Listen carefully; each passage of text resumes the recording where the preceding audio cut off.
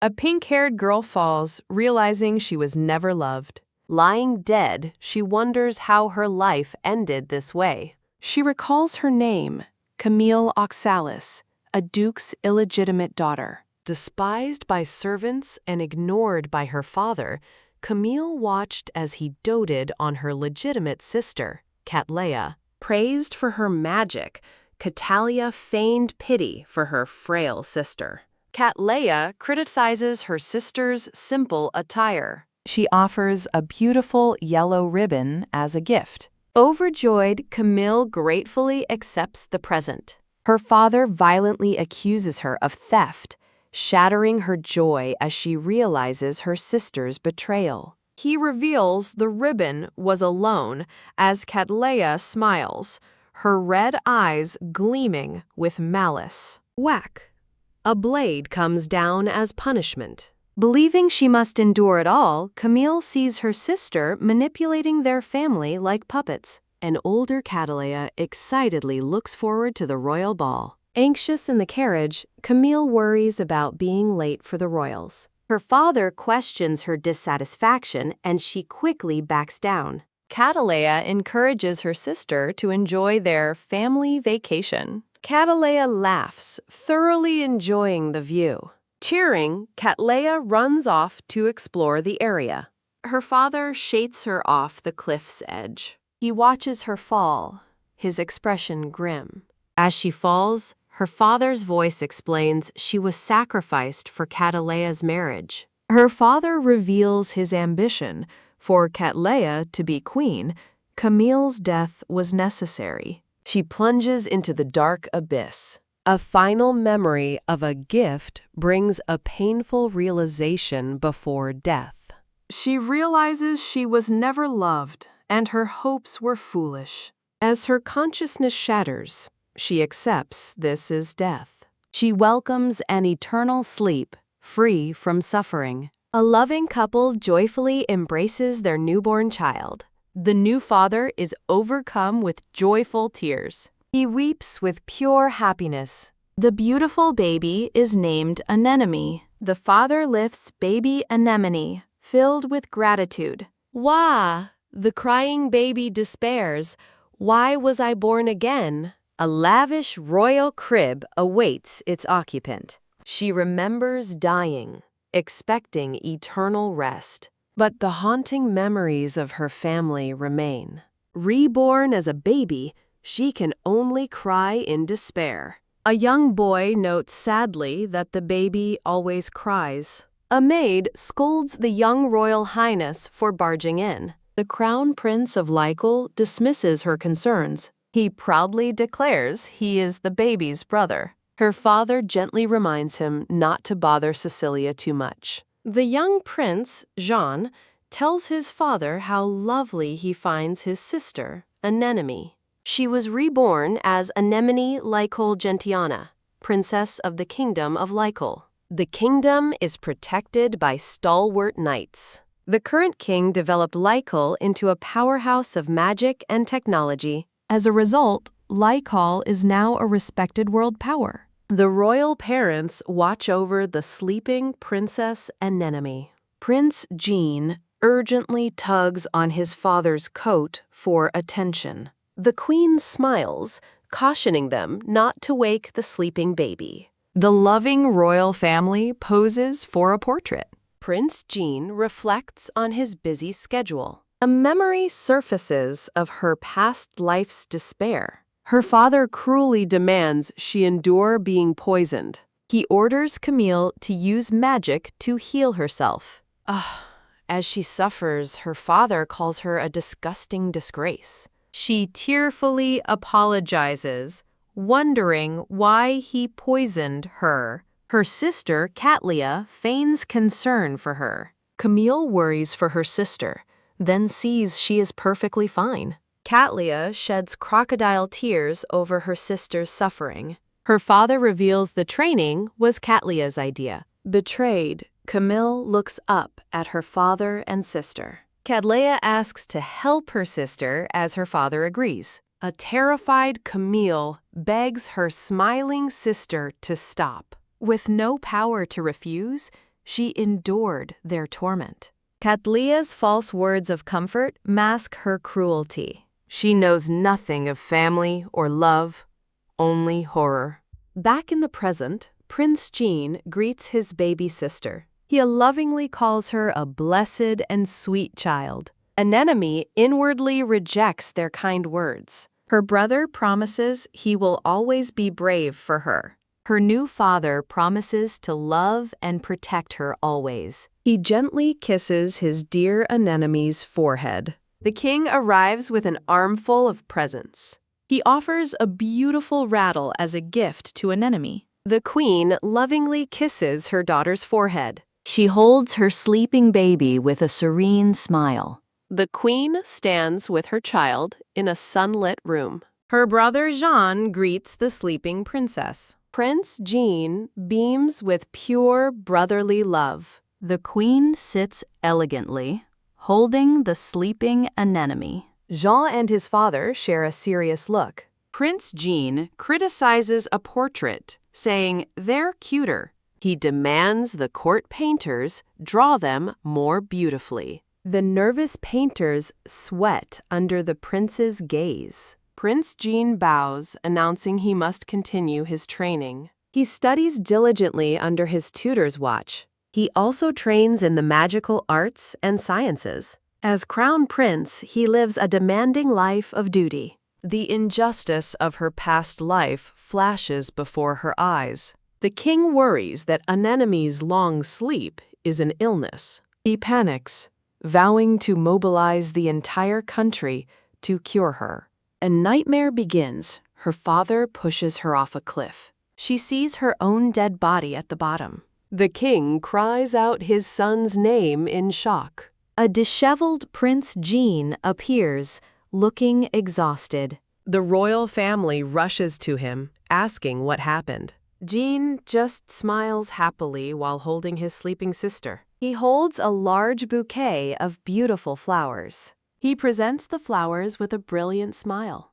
Baby Anemone sleeps peacefully, nestled among flowers. Her brother Jean, holding a bouquet, resolves to give it to her himself. The queen holds a suddenly awake baby anemone. The king and Jean gasp in surprise. Anemone's eyes are wide open for the first time. In the grand hall, maids prepare for a grand ceremony. The princess is held tenderly in her mother's arms. An official addresses the king and Prince Jean. The queen smiles down at her baby, who looks back at her. The queen notes that while the country already recognizes Jean, she's surprised his ceremony coincides with Anemone's awakening.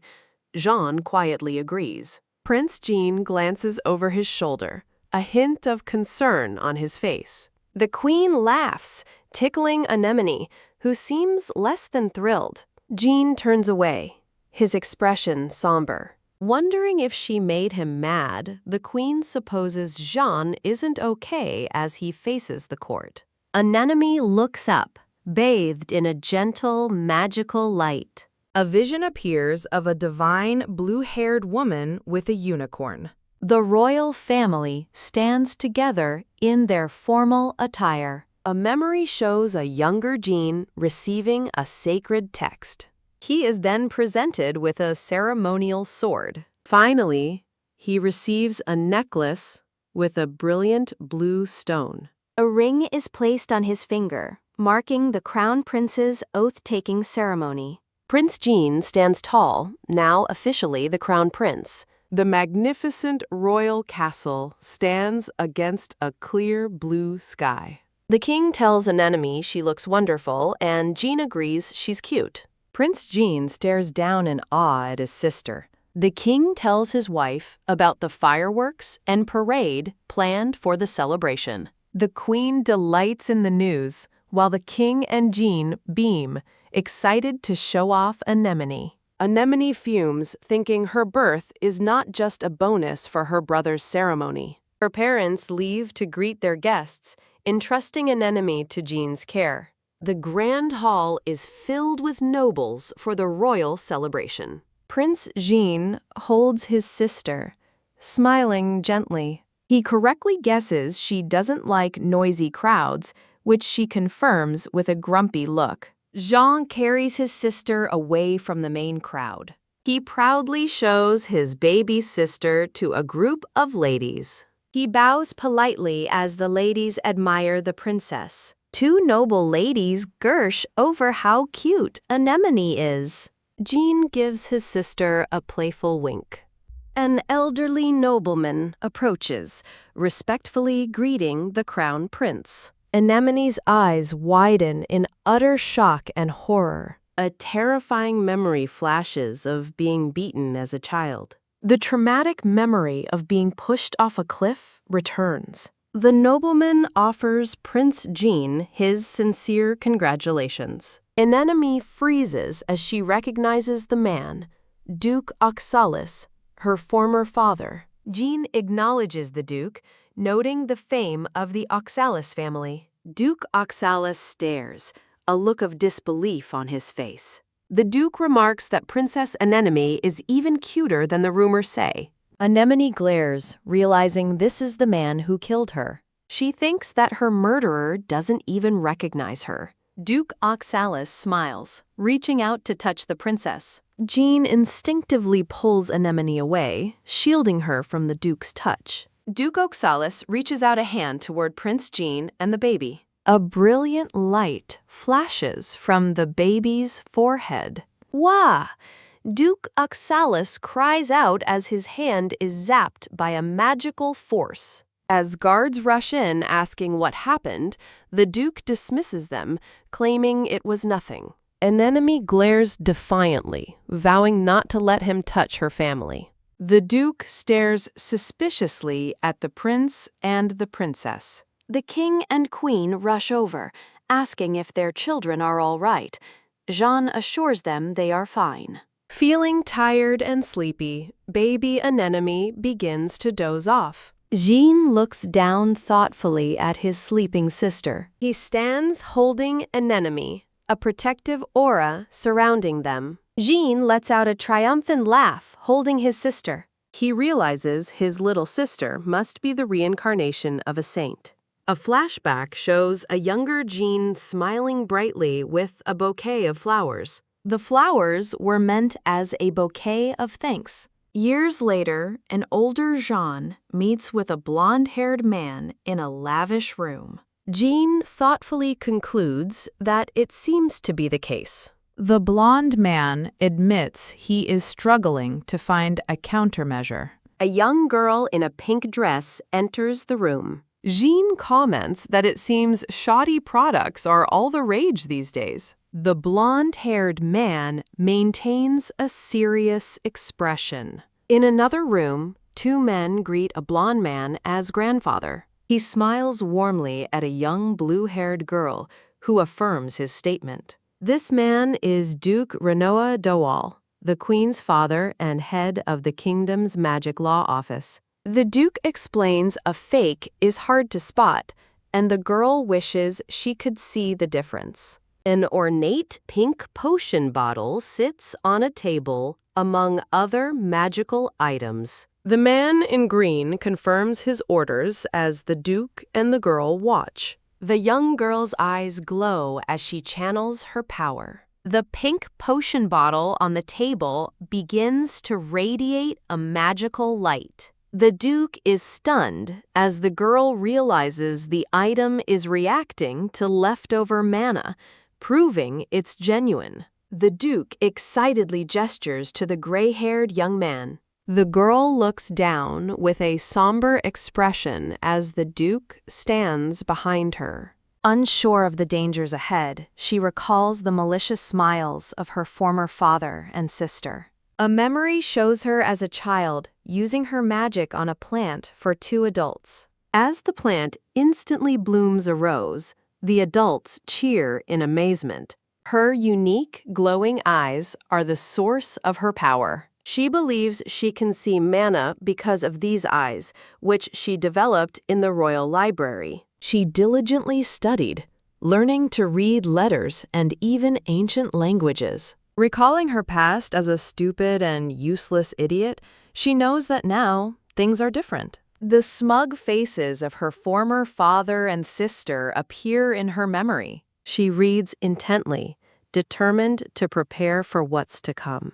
In the future, she remembers, her sister Catalia was adored as a bride by all. Her father used her untimely death to win public favor, and she realizes they lived happily ever after on her sacrifice. But now she has things she wants to protect as she stands resolutely in the library. A young tutor with gray hair tied in a ponytail smiles warmly. He offers a book to the young blue-haired girl. The tutor smiles, pleased with his student's interest. The girl accepts the book with wide, curious eyes. The tutor playfully scolds her for getting lost in a book and forgetting their promise, recalling how he waited alone for dinner. She apologizes profusely, admitting she didn't realize how late it had gotten. The two sit together at a large table, absorbed in their studies.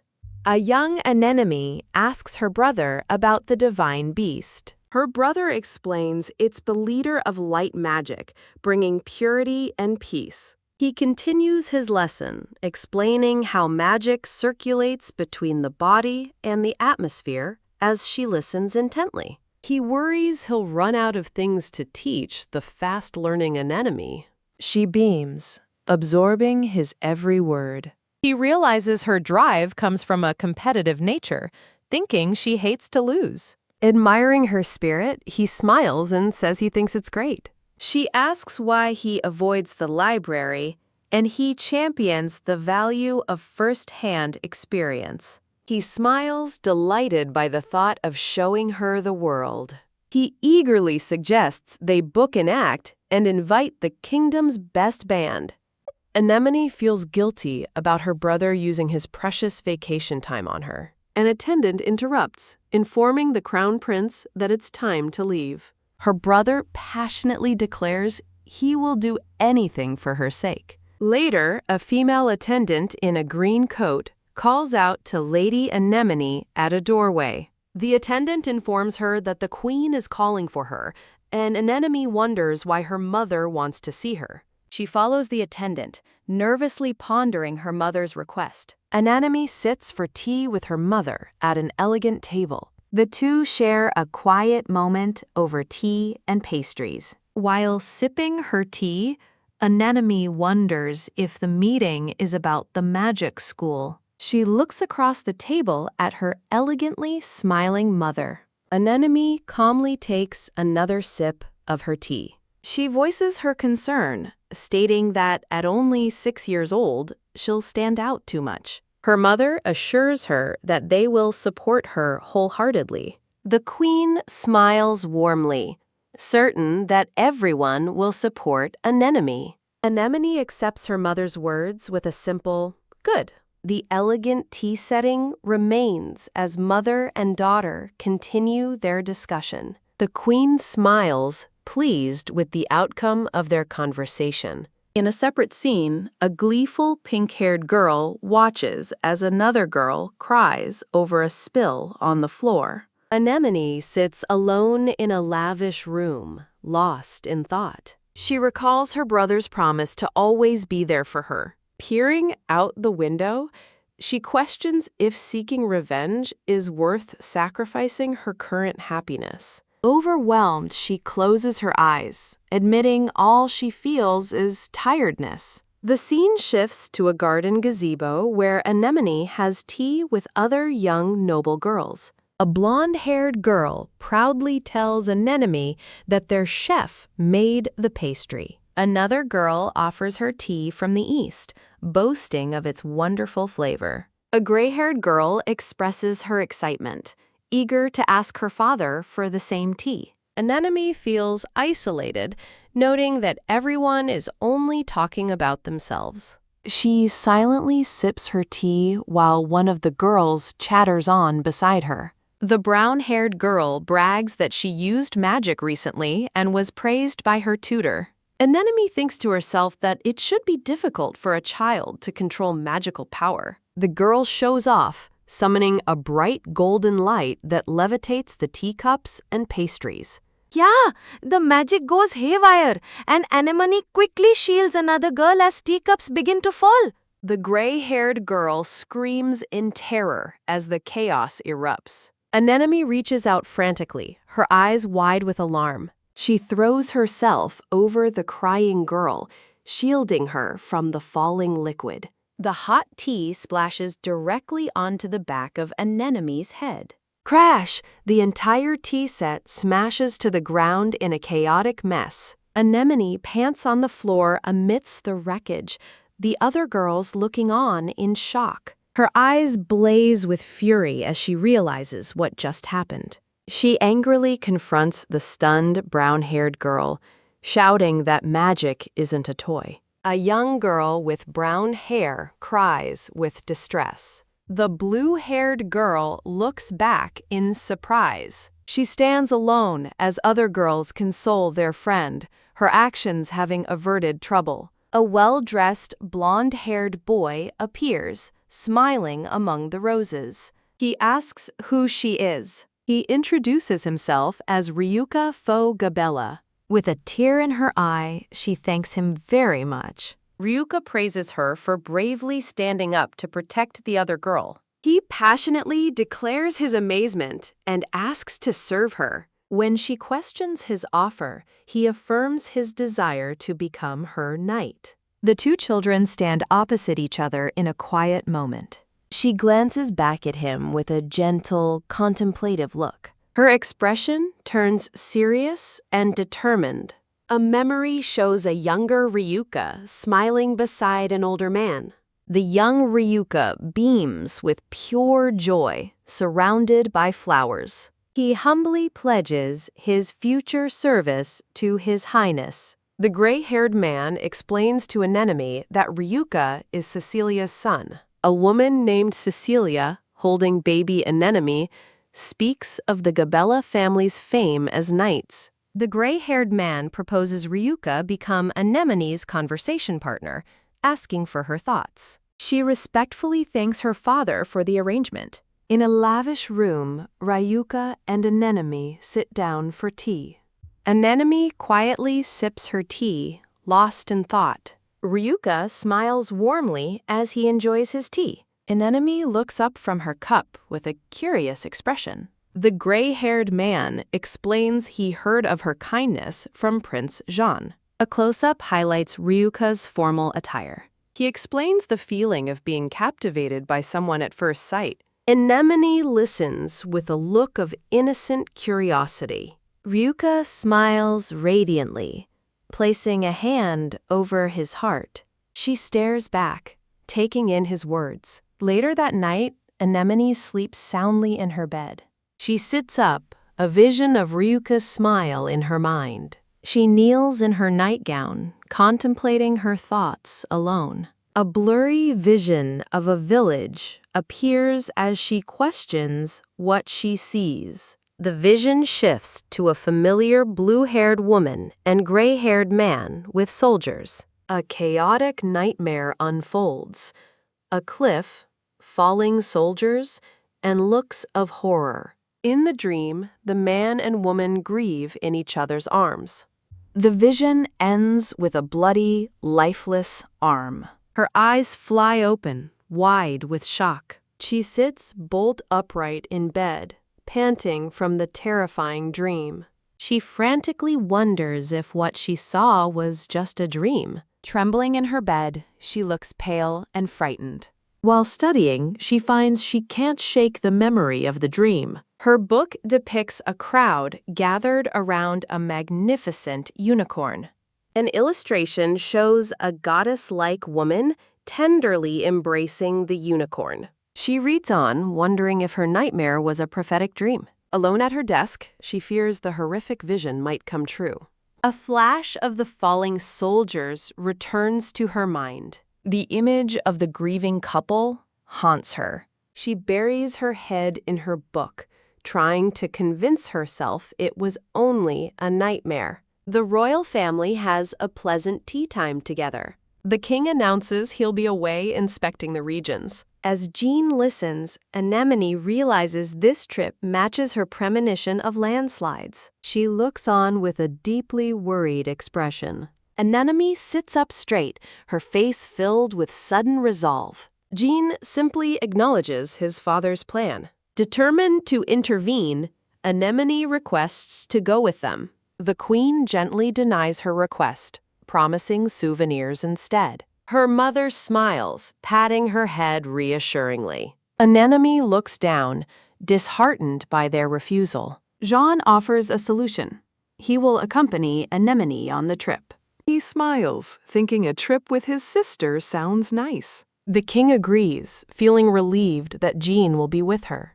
Jean watches his parents, his expression calm and steady. Their royal carriage travels to the lush Rodea region. The family rides together on their way to the inspection. Anemone learns Cecilia prepared a bento for their shared trip. She happily accepts a sandwich from the lunchbox. The royal family enjoys their meal together inside the carriage. The grand carriage proceeds along the forest road. Upon arrival, the queen cheerfully distributes food to the villagers. Jean and Anemone take a stroll through the nearby woods. He remarks that the scenery is lovely despite the recent rain. Anemone looks around, quietly observing her surroundings. Jean looks down at his sister with a thoughtful expression. He asks why she was so insistent on coming, sensing she's hiding something.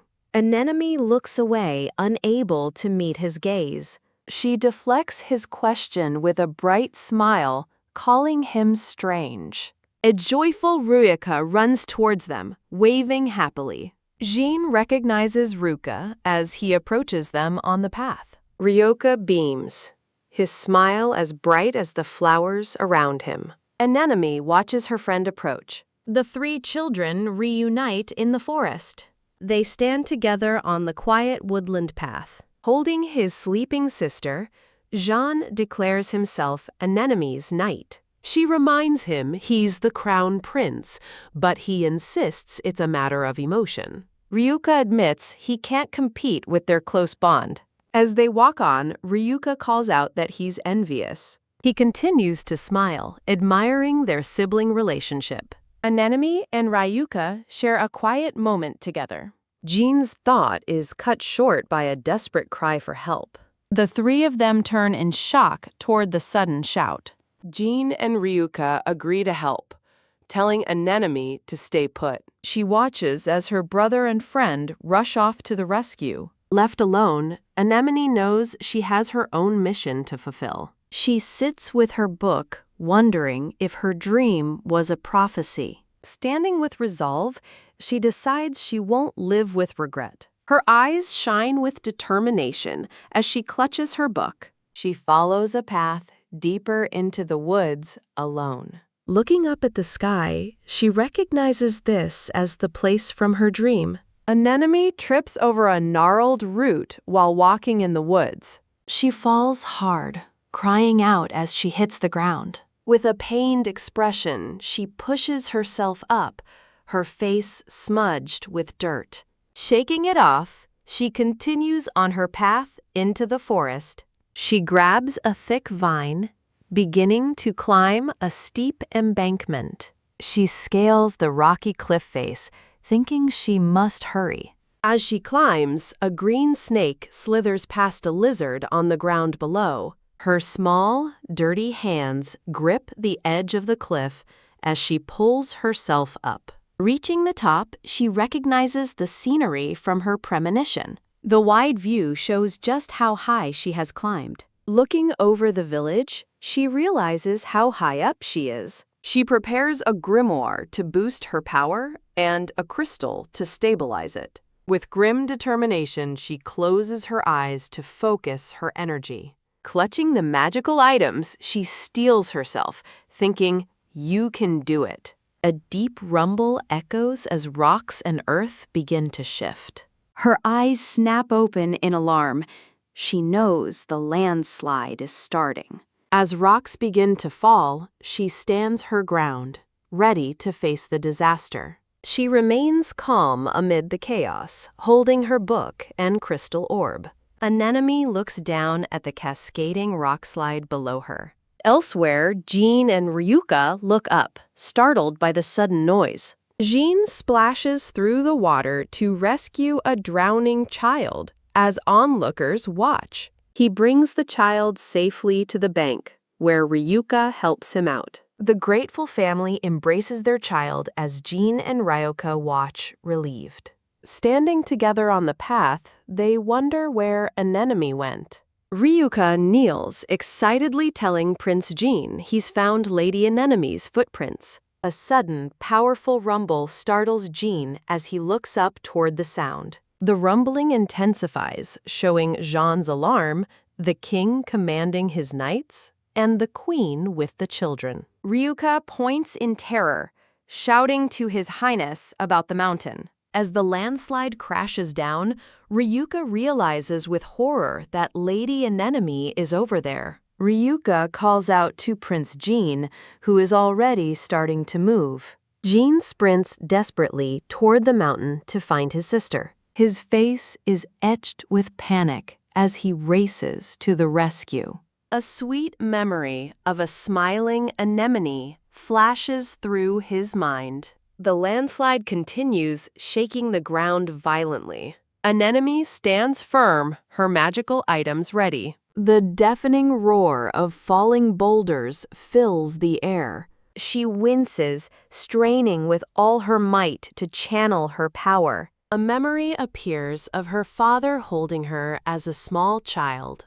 Another memory shows her smiling mother tying a bow in her hair. A final memory shows Jean presenting her with a bouquet of flowers. Her eyes widen with exertion, sweat beading on her face. The king shouts for a situation report, and a soldier confirms a landslide has occurred. A soldier whispers the grim news to the concerned king. The king asks if the evacuation has begun as an official tries to calm the worried villagers, knowing they're still in danger. A soldier urges His Majesty to evacuate to safety immediately. The king and his men stare up at the treacherous, rainy mountainside. Ryuka pushes through the dense forest, desperately searching for Anemone. Jean looks on with a panicked expression, thinking he's never seen His Highness in such a panic. Ryuka runs through the woods, determined to find Lady Anemone. He stops, his face filled with shock and dawning horror. Ryuka runs frantically up the hill. His face is tight with panic. As Ryuka sprints through the woods, he desperately calls out Anemone's name. In a memory, he asks a young anemone if she ever tires of reading.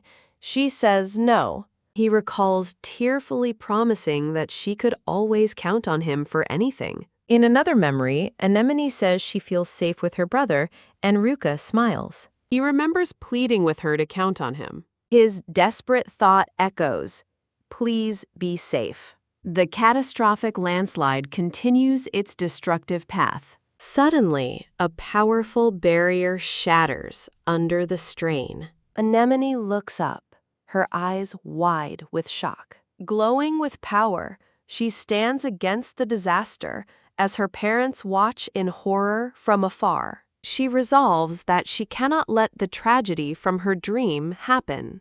A torrent of blue magical energy bursts forth. The power coalesces into a massive, intricate magic circle. Her eyes burn with fierce determination. The magical blast collides with the falling rocks. She strains with all her might, sweat pouring down her dirt-smudged face.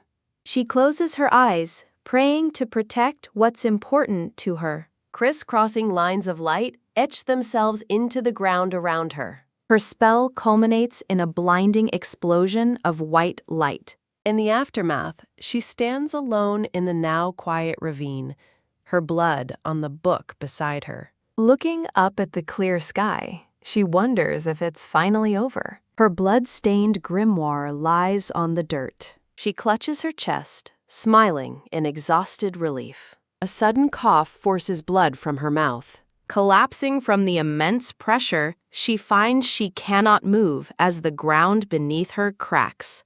The ground finally gives way beneath her feet. Ah! She cries out as the ground crumbles, and she falls into the abyss. Lying at the bottom of the chasm, she realizes she can no longer use her magic. She accepts her fate, noting the irony of falling from another cliff. Closing her eyes, she wishes she could have lived just a bit longer. Paralyzed and powerless, she lies helpless at the bottom of the ravine. Her last thought is a simple wish to have lived longer. A vision appears of a pink-haired girl collapsed on a desk as a man laughs menacingly. Another vision shows a different pink-haired girl smiling with cunning intent. A loving memory of her mother holding her as a baby surfaces. She recalls a happy moment of Jean placing a flower in her hair. Jean's face appears in her mind, contorted in absolute terror. Reaching the edge, Jean dives and catches his sister's hand just in time. He holds on desperately, pleading for her to open her eyes. Lying precariously on the cliff's edge, he begs her to take his hand. He pulls her to safety and embraces her as she realizes she's been allowed to live. Later, tucked safely in her bed, her father watches with relief as her mother cares for her. The king clasps his hands, overwhelmed with gratitude. He explains that he immediately summoned the most skilled doctors and mages in Rhodia. On a nearby sofa, Jean and Ryuka sleep, completely exhausted. Anemone awakens to the sight of her smiling mother sitting by her bedside. A faint memory shows Ryuka running toward Jean, who sat vigil at the cliff's edge. She recalls her parents arriving to find Jean holding her, with Ryuka standing by. A blonde boy watches as a blue-haired girl is comforted. A young blue-haired girl stands between a blonde boy and a dark-haired man. A pink-haired woman stands peacefully in a rose garden. A gray-haired nobleman calls out the name Catellia. Her father tells Catellia it is time to return to the estate, as Crown Prince Vernon is coming for her. Catellia calmly agrees to her father's request. With a bloody finger and a sinister smile, Catellia muses that a flower that is only beautiful is boring. She breaks into a wide, triumphant laugh. With a sly look, she touches her lip, thinking, "I'm so bored." Catellia stares ahead, her hand with a bloody finger held before her face. She smiles coldly, believing a merely beautiful flower is boring. Touching her lip, she again laments her profound boredom. Her father watches her from a distance with a serious expression. In another memory, a younger Catellia basks in the applause of a crowd. At a funeral, her father reflects that his fortune is thanks to Camille's death. Ugh, he clutches his chest, suddenly struck by a wave of unease as he thinks of a sleeping, blue-haired baby. Brushing off his discomfort, he asks Catellia if she was sad on the day Camille died. Catellia stands silently, her expression neutral. As her father begins to confess the truth about the accident, she quickly covers his mouth. She raises a finger to her lips, silencing him with a menacing glare. Her father stares back, his face pale with shock and fear. Catellia innocently chides him for scaring away the birds with his loud voice. He stammers at a loss for words. Her demeanor shifts instantly as she lets out a joyous, carefree laugh. She takes his hand, cheerfully saying, "They must not keep the crown prince waiting." Her father thinks to himself that beyond her beauty, his daughter terrifies him. She leads him away, looking back with a bright, innocent smile. Her sweet expression vanishes, replaced by a cold smirk as she decides it's time for a new toy. A young anemone unleashes a powerful burst of blue magic. The magic flows into a crystal orb, and her eyes widen with focus. Two men watch in awe as the crystal emits a powerful, deep blue glow, calling it a wonderful reaction.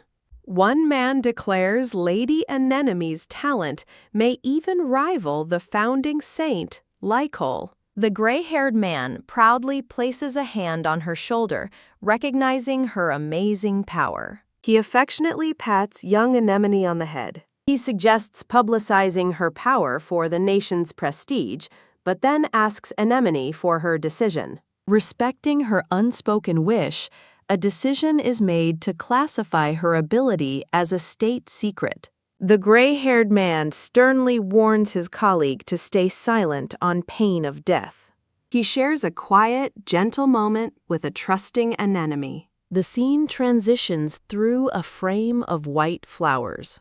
Anemone reaches out to a blonde boy. He takes her hands and they share an intense gaze. Anemone stands before her brother, who is sitting stoically, and the crying blonde boy. The blonde boy clutches her hand tightly. Her gray-haired brother looks on with a soft, knowing smile. Masked guards patrol the ramparts of a stone castle. An army of soldiers assembles before a formidable fortress tower. A determined older anemone in a white hood observes the scene. A masked enemy hurls a vial of dark magic toward the soldiers. Gwah! The purple energy ensnares the soldiers, who cry out in agony. Luminous blue magic circles flare to life around Anemone's gown. Anemone checks on a stunned guard. She unleashes a massive magic circle. Her magic ensnares the masked enemies. A guard watches her power, amazed. A man reports the masterminds escaped. She confidently states Ryuka is there. The escaping enemies are suddenly blocked. A blonde swordsman intercepts their escape. The enemy curses, casting dark magic. Ryuka moves to counter the spell. Eek! He pins the enemy's head. Ryuka stands victorious over his foe. He smiles, satisfied with his work. He stands before her, expecting something. Her worried knight gets an earful. She gently touches his wounded cheek. She softly thanks her concerned knight. Anemone gives a brilliant, warm smile. The blonde knight continues the conversation. Their elegant carriage travels onward. 10 years later, she studies magic. She now oversees the kingdom's artifacts. She notes how strong Ryuka's become. She asks if he was angry before. She says it's natural for him to worry. She admits she enjoys his scolding. He asks if she will attend the ball. She's 16. He is now 20. A moment of quiet, somber thought. The horses gallop at full speed. The carriage stops, throwing her forward. A small girl stands in their path. He steps out to handle the situation. He gently takes the flowers from her. The little girl recognizes Lady Anemone. Ryuka presents her with the flowers. Anemone kindly pats the girl's head. A warm moment is shared between them. The girl mentions a black collar. Anemone questions the strange statement. The child's words trigger a dark image.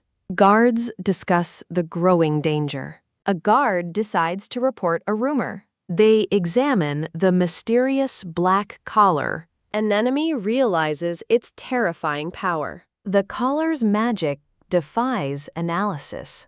Anemone uses her magic to analyze it. She identifies an unbreakable locking spell. She discovers it uses its host's magic. She concludes it's a parasitic artifact. A pink-haired woman wonders who would seek such a thing. A blonde man praises a blue-haired woman's excellent analysis. They discuss a rare purple spinel, mined in few places. The blue-haired woman orders an examination of the mines and workshops. The blonde man insists Lady Anemone stay behind for her safety. Hooded figures conduct a clandestine meeting at night, their usual leader absent. A blonde boy smirks. promising he has plenty to satisfy them. With a sudden swish, white-cloaked knights draw their swords. The knights move in, surrounding their targets. The knights attack, catching a red-haired man by surprise. Held at sword point, the man reveals he is Luca of the Royal Knights. The captured Royal Knight is taken into a nearby building. The blonde boy activates a glowing purple device under the full moon. Two maids nervously prepare a worried anemone for an event. The maids excitedly promise to prepare the finest dress for Lady Anemone. Anemone looks on with an anxious expression. She stands uneasily as her maids continue their work. The maids enthusiastically prepare her finest dress. A grand golden ballroom is filled with anonymous nobles. Anemone appears, looking elegant and poised in her formal attire. She walks gracefully through the bustling grand hall. A man in a formal blue cape greets Anemone warmly. A group of nobles praise Lady Anemone's talent and supervisory work. Feeling overwhelmed by invitations, she is rescued by a gentleman's intervention. A quiet voice reassures her that she is fine now. Anemone's mood lifts as she breaks into a radiant smile. She walks alone down an opulent palace corridor. Her parents watch from a distance, remarking proudly on how she's grown. A group of noble ladies murmur amongst themselves. Kya? Prince Jean's arrival makes the young ladies swoon. He politely turns down a young lady's invitation to dance. He navigates the crowd of his admirers with a calm smile. Suddenly, he catches a dark-haired woman as she stumbles. He gently asks the woman if she is all right. He helps her up, recognizing her as Miss Restard from the festival preparations. Surprised he knows her, she listens as he explains he remembers his loyal subjects. Noticing her blush, he kindly suggests she take a moment to rest. Guards escort the flustered Miss Restard away as Jean watches her go. He turns and walks away, leaving the crowd of ladies behind. With a gentle smile, he calls out his sister's name. Anemone turns and returns his warm smile. He asks if she has finished her greetings, and she admits she's savoring the ball. He kindly offers to be her escort for the evening. Dismissing the formalities, he asks if she is overexerting herself. He offers to shield her from the nobles, but she finds him overprotective. She smiles, happily agreeing to lean on him just a little. He beams, content to be by her side. Together, they pause to listen to the violinists. Anemone steps out into a beautiful moonlit garden for a quiet moment. Ryuka finds Lady Anemone, explaining he'd been searching for her. Anemone asks if it's all right for him to be here. Ryuka admits it's not. Ladies at the ball call for Sir Ryuka, wondering where he has gone. He smiles, saying he is happier by Lady Anemone's side. She recalls that Ryuka has served her for 10 years, since the Rodea disaster. Anemone tells him that he doesn't have to be so loyal. Ryuka gazes at her with a gentle, unwavering expression. She asks why he's laughing as he covers his mouth with a chuckle. He gently drapes a shawl over her shoulders. They share an intimate, heartfelt look under the moonlight. The scene transitions. The setting shifts to the royal capital of the Anfis Kingdom. A blonde man and a pink-haired woman ride through cheering crowds in a grand procession.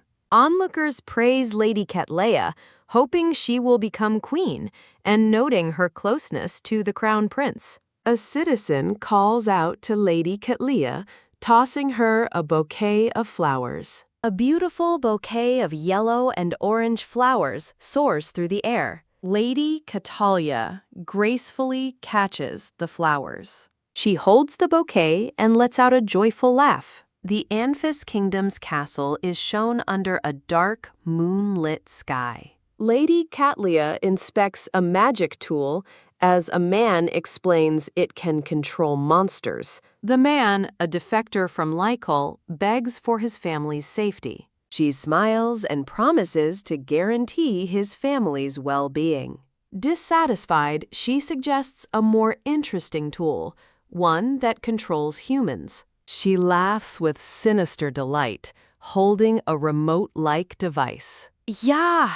The man cries out in sudden terror. His wife and child are held at sword point by grim-faced guards. He screams their names, Sasha and Al, in horror. With a cruel smile, Catalia presents a magical collar. She grabs the terrified man by the chin, forcing his head back. With the collar fastened around his neck, she prepares her command. Her eyes glow ominously as she asks if he will follow her orders. Elsewhere, a blond man slams his desk, shouting about inferior frontier people. Catalea peeks into the room with a bright, innocent smile. The man greets Catalia, asking if she finished with the Lycal defector. She embraces him, resting her head contentedly on his chest. She reveals a letter from Lycal's crown prince challenging their slave system. The man's face burns with rage, declaring slaves an important asset. He crushes an apple in his hand, cursing the name Jean Lycal Gentiana.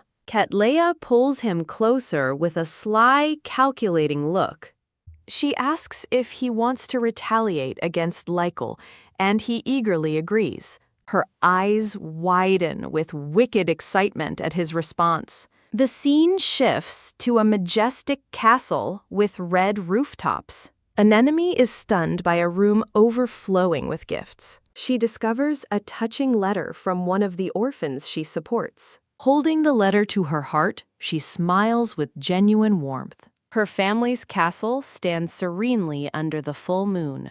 In her bed, Anemone tosses and turns, trapped in a nightmare. Sweat beads on her brow as her dream becomes more troubling. A vision shows a desolate, gray-haired man standing alone in a grand throne room. The vision focuses on his solitary footsteps. He walks away from the throne, his back turned to the world. In a nightmare, Anemone screams for her brother to stop as he stands on a high balcony. A hand points down as the gray-haired man begins to fall from the railing. He plummets through the air as a cloaked figure watches from above. A strange purple glow emanates from a collar around the falling man's neck. The mysterious figure stands alone on the balcony, shrouded in darkness. The horrifying vision ends with a lifeless hand in a splatter of blood. Anemone's screams for her brother echo in the dark void of her dream. She jolts awake, panting heavily from the terrifying nightmare. Covering her face, she wonders why she keeps having the same prophetic dream. The scene fractures, representing her chaotic and racing thoughts. With tears in her eyes, she vows to prevent his death and change the future. Focused, she buries herself in research at her desk, surrounded by books. She recalls the black collar from her dream, suspecting one may have escaped confiscation. The distinct architecture and her own dress from the vision flashed in her mind. Her eyes widen with dawning horror as she begins to understand the vision. With a single tear and a hardened gaze, her resolve is set. Elsewhere in the palace, 3 maids are busy with their cleaning duties. One of the maids mentions that she hasn't seen Lady Anemone around lately. Another confirms she heard Anemone is researching, likely working nonstop. The maids share a moment of concern, hoping she is okay. As night falls on the castle, a single light remains on in her study. A servant brings refreshments to Anemone, still engrossed in her books. Ryuka reports the collar maker's arrest, but Anemone confesses she has a bad feeling. The ominous figure from her dream senses something stirring in secret places. A thought confirms the lurking presence of someone with an evil heart. Surrounded by her family, Anemone reaffirms her commitment to protect them all. Unable to watch her struggle alone, Ryuka asks to help with her work. She looks up with a warm smile, gratefully thanking him for his offer. The scene transitions, showing a serene and beautiful moonlit sky. A royal guard approaches Jean, holding out an official letter for him. He learns it is a joint invitation from the Crown Prince and Princess of Anphis. Jean recalls his recent protest against Anphis's slave system, feeling suspicious. He realizes the invitation is a political performance to feign peaceful intentions. Holding the red envelope, he silently contemplates their motives. Lost in thought, he considers the implications of the unexpected invitation. With a look of resolve, Jean announces that he will accept their invitation. A royal carriage stands ready outside the palace for the upcoming journey. As preparations are made, Jean looks troubled, asking himself what this is about. Anemone stands beside Jean, both dressed in traveling cloaks, ready to depart. Jean turns to Ryuka, challenging him to stop Anemone if he truly objects. He then lets out a hearty and confident laugh. Jean reveals that he has already received their father's approval for the trip. He warns them both that Anphis is dangerous, a country that supports slavery. Anemone looks at her brother earnestly, promising not to be a burden. Her expression is full of bright, unwavering determination. She pleads with him, asking him to please let her come along. Resigned, Jean holds open the carriage door for Anemone and Ryuka. Inside the carriage, Jean details Anphis's other issues, like growing poverty. Anemone steels herself, pushing aside unpleasant memories of Anphis. She affirms that to save her brother, she can endure this much. Their carriage arrives at a secluded manor under the full moon. A memory floods in of a pink-haired girl crying, begging for it to stop. She watches in horror as a man viciously beats a maid with a cane. A younger, pig-tailed girl grabs her from behind, telling her not to look away. In the memory, the pig-tailed girl, Cattleya, claims a maid stole her ring, but her sister cries out that it's a lie.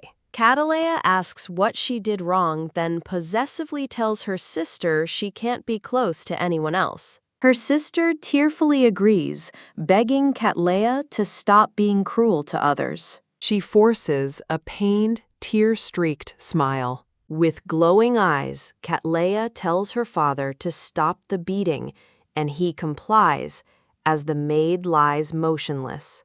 Cattleya smiles sweetly at her sister, praising her for being obedient.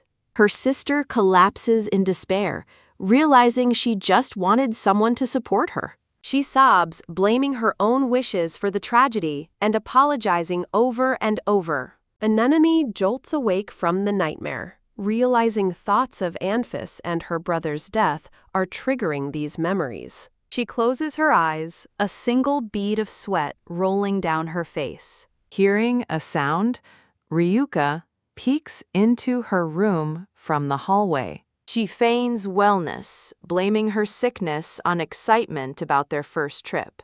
Ryuka appears in a gentle glow, taking her hand to comfort her. He humbly admits his magic isn't strong, but it's all he can offer her. Anemone closes her eyes, feeling a sense of nostalgia from his magic. She asks Ryuka to stay with her, and he promises to remain by her side as long as she needs. Finding peace in his presence, she tells him not to worry.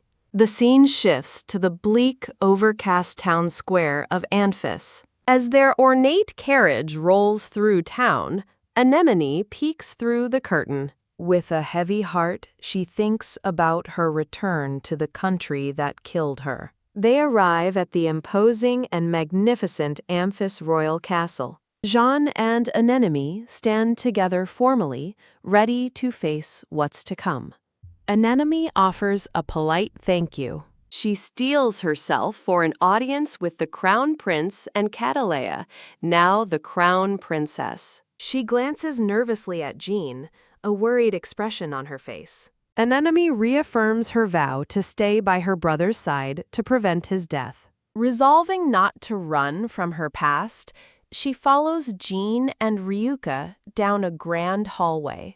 A servant announces their arrival before a set of ornate golden doors. Inside, a blond man sits arrogantly on a throne with his arms crossed. He introduces himself with a sharp gaze as Venin dis Amphis. Venin and a pink-haired woman welcome the visitors from Lycol from their thrones. He addresses them from his seat, permitting them to raise their heads. Jean looks up, his expression unreadable.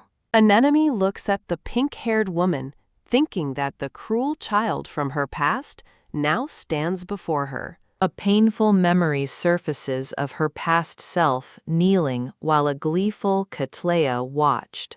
Anemone bites her lip, her expression hardening with tension.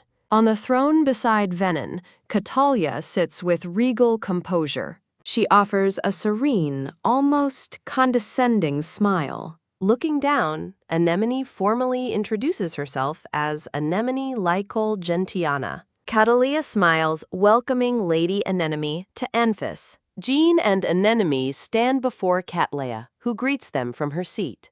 Venin remarks that while Jean is handsome, Catalea is far more beautiful. He invites Prince Jean to witness the excellence of slave labor firsthand to clear up his misunderstandings. Jean calmly agrees, stating he wishes to understand the reality of their country. Venin lets out a condescending laugh, finding Jean's response eloquent. Jean returns the compliment, and Venin's smirk falters into a scowl of irritation. A pink-haired woman in a red gown remarks that the country is wonderful.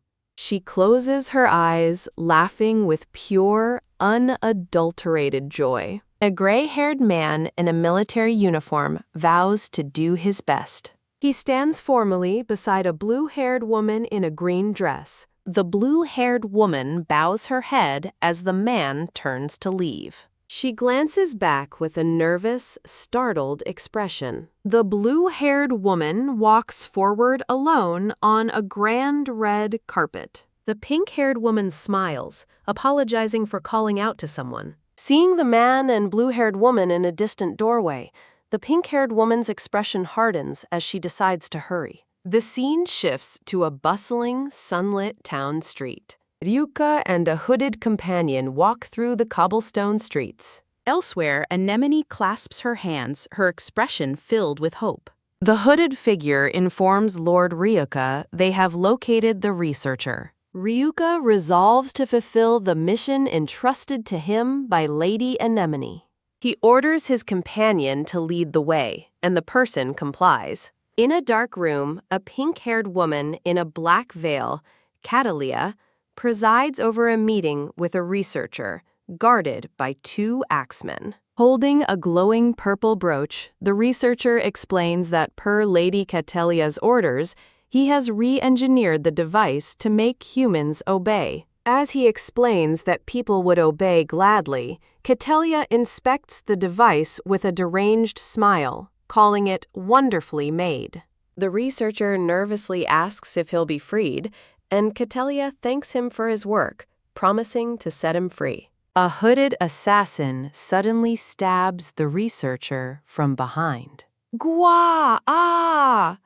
The dying man screams that this is a betrayal, yelling for Sasha and I to run as a hand reaches out. A terrified woman holds a small boy close as a large sword looms over them. Splattered with blood, Catalea smiles cruelly, admiring her new mind control device. She finds her target's unflinching demeanor captivating, seeing him as a worthy prize as she clutches the device. Ryuka and his companion hurry along the cobblestone path. A fine carriage waits nearby as Ryuka approaches. He breaks into a determined run. Night falls over a large, imposing manor. Bam! Ryuka bursts through the doors with fierce determination. His eyes widen in horror at the scene before him.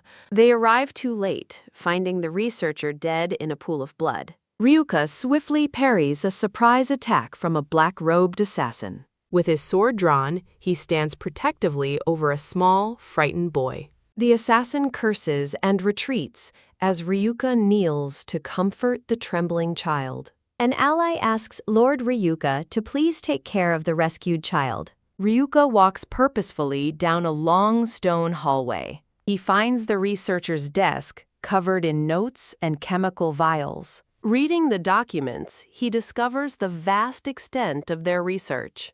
The notes confirm modifications to the collar, proving Lady Anemone's suspicions were correct. A bead of sweat runs down Ryuka's face as he processes the grim findings. The scene transitions to the magnificent royal castle under a bright sky. Inside, Ryuka reports to Anemone that they didn't make it in time. He stands before her, his expression somber with failure. Anemone studies a report, wondering who could create such a dangerous artifact. A vision of her grim-faced brother flashes in her mind. She thoughtfully considers the report while Ryuka stands by. Ryuka warns that with Prince Venom hosting a ball tonight, danger is imminent. Anemone declares with unwavering resolve that she will protect her brother, no matter the enemy. Moved by her conviction, Ryuka takes her hands, addressing her as Lady Anemone. Her eyes widen, her determination shining amidst a field of white roses. Anemone speaks with her brother, Jean, who looks thoughtful. The scene shifts to a magnificent golden ballroom filled with party guests. Anemone looks lovely and serene, framed by beautiful pink roses. Ryuka smiles warmly, surrounded by golden flowers. Two women in the crowd gossip about the wonderful crown prince of Lycol. Jean turns to Anemone, asking if she'll be all right alone. He walks away, leaving her standing by herself on the ornate carpet. Looking back with concern, he asks once more if she is sure. Anemone gives him a cheerful wave, assuring him she'll be fine. Jean disappears into the crowd of nobles. Anemone stands alone amidst the bustling party guests. Elsewhere in the ballroom, three ladies share a laugh. A voice suddenly calls out to Princess Anemone, startling her. An older man with a mustache appears, saying it's an honor to meet her again. Anemone stares at him, her face a mask of pure shock. Her expression contorts in utter horror and disbelief. Anemone grants him permission to speak, but her mind races, flashing back to a terrifying vision as she wonders why he is here. The older man stands before her, waiting to speak. Anemone impatiently asks what he wants to say to her. The man asks if he may tell her about his proposal. He asks her to accept someone as a potential fiancé. Stunned, Anemone wonders what on earth he is talking about. She realizes with dawning horror that he intends to use her. Clenching her fist, she considers a dark possibility. She imagines grabbing the man and demanding he beg for forgiveness. In her fantasy, the man looks utterly terrified. Returning to reality, Anemone addresses him coldly as Duke Oxalis. Filled with rage, she orders him to leave her sight immediately. Anemone turns her back on the stunned Duke Oxalis. With a sharp turn, she internally vows to never forgive him. Her resolve hardens, her expression determined and serene.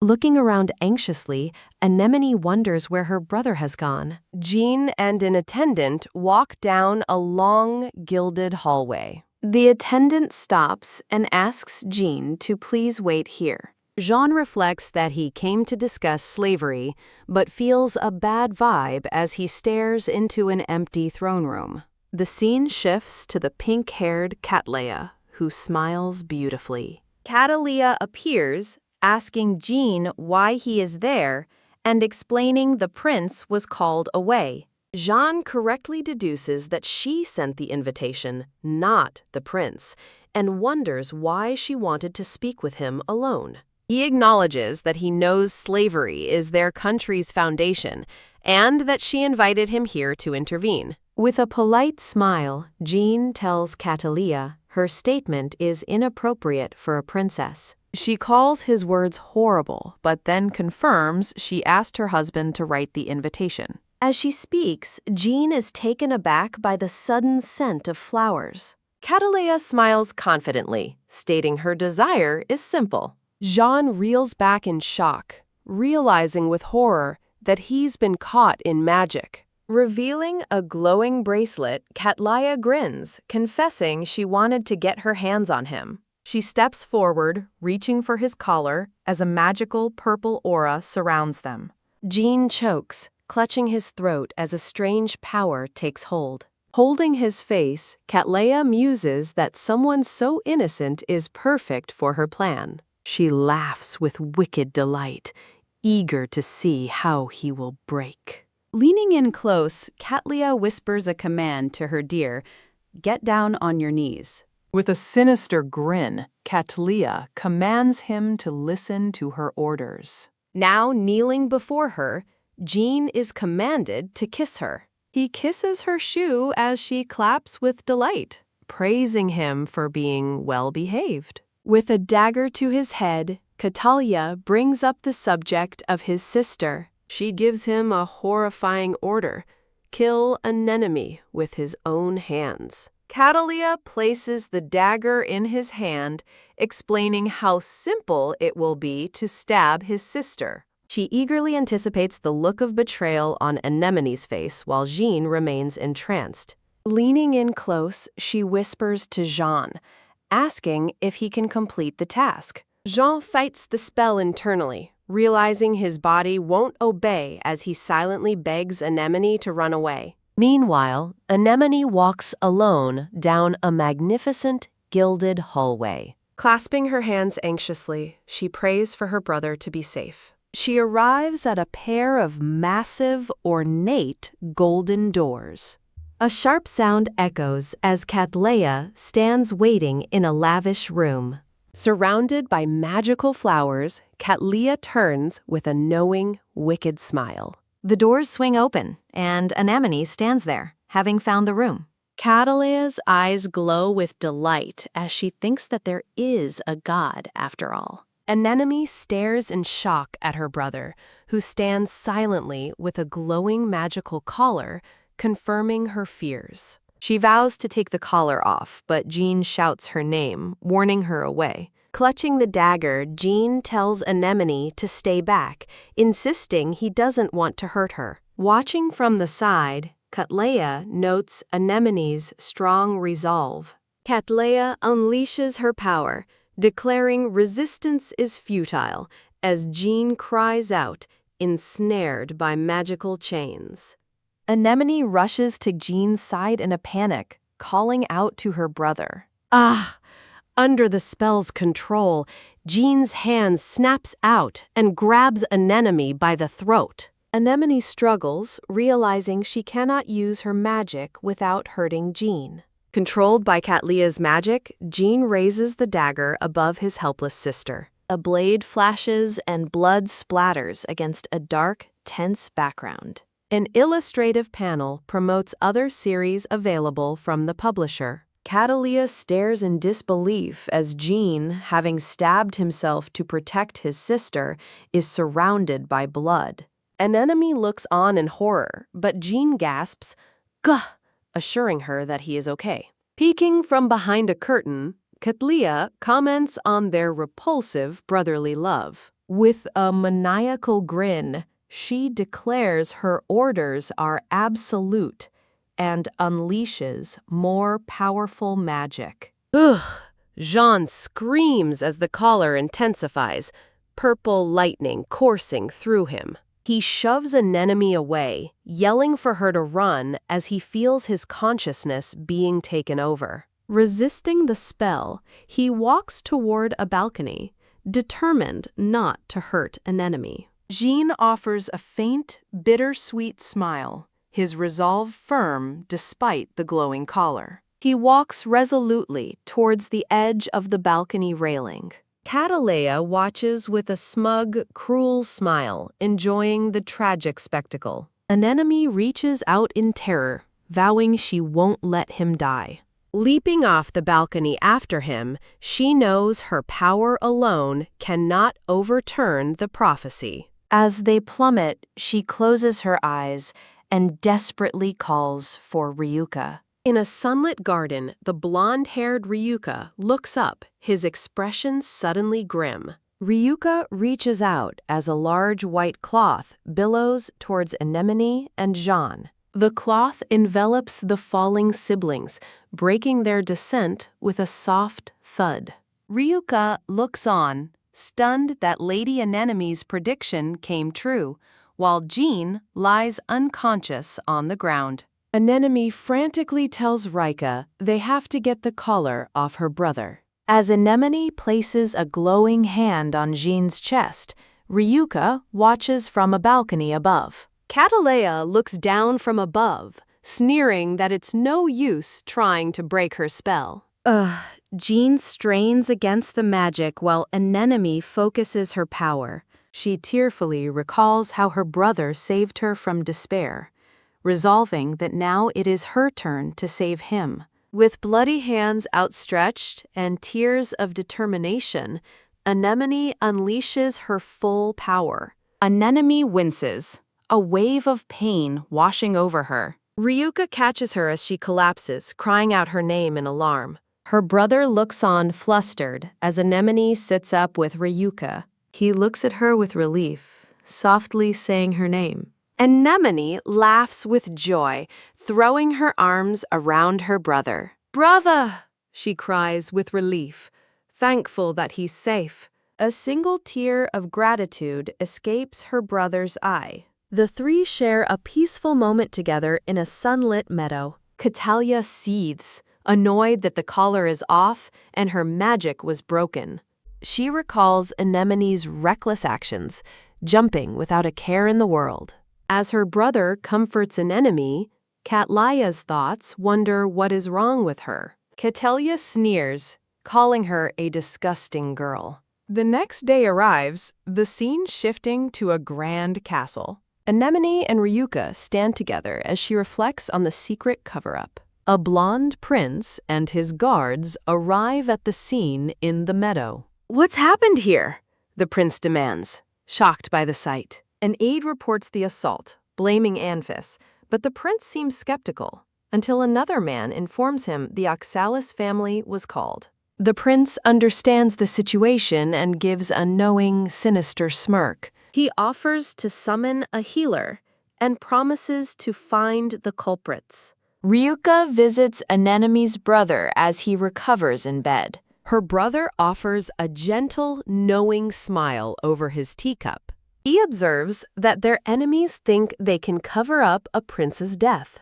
He claims his memory is hazy, likely because the collar broke. He clearly identifies the culprit, Princess Catalea, shocking Anemone. Anemone quietly contemplates whether she can truly hate Catalea. Ryuka insists an invitation from Catalea is a dangerous trap she must not accept. She wonders what on earth Catalea could possibly be thinking. The scene transitions to the magnificent Anfis Royal Palace. Anemone and Catalea have tea in a lavish garden conservatory. A table is laden with an exquisite assortment of desserts and tea. Catalea beams, expressing her gladness that Anemone came. Anemone remains composed and observant as Ryuka stands guard. Catalea giggles, encouraging her guest not to be so formal. Maids arrive to serve even more decadent treats. Catalea proudly presents a platter of rare fruit from the south. Anemone sighs as Catalea laughs with unbridled delight. Maids fuss over Catalea, pointing out her messy hair and dress. Anemone shifts the conversation, asking about the founding saint, Lycal. Surrounded by blue flowers, Anemone listens with a neutral expression. She reflects internally on the unexpectedness of this peaceful chat. Catellia wistfully wishes she could visit Lycol one day. She then turns to Anemone, asking if she would like to be friends. As Anemone ponders their similarities, Catellia praises her as the talented Saintess of Lycol, leaving Anemone to wonder if another like her exists. Catellia lets out a bright, joyous laugh. Her elegant choker and gown are framed by pink flowers. The new chapter begins at the magnificent palace. Catellia again praises Anemone as the Saintess, while Anemone internally marvels at meeting someone so similar to herself. "I can't be friends with you, Catellia," Anemone declares firmly. Anemone rises from her chair, her decision made. As she walks away, she thinks to herself, she took the bait. Catellia laughs condescendingly, calling her a funny girl. Anemone sits across from Catellia for tea in a sunlit gazebo. Sipping her tea, Catellia calmly admits she had the black collar made. When Anemone asks if she put the collar on her brother, Catellia confirms it with a simple, "Yes, I did." Anemone demands to know why, but Catellia smiles, refusing to talk to anyone who isn't her friend. Anemone stares back, her expression one of utter shock. Holding a rose, Catellia smugly wonders who people will believe. Anemone realizes with disgust that Catellia understands everything but simply doesn't care. Surrounded by falling petals, Catellia maintains her cheerful, unbothered facade.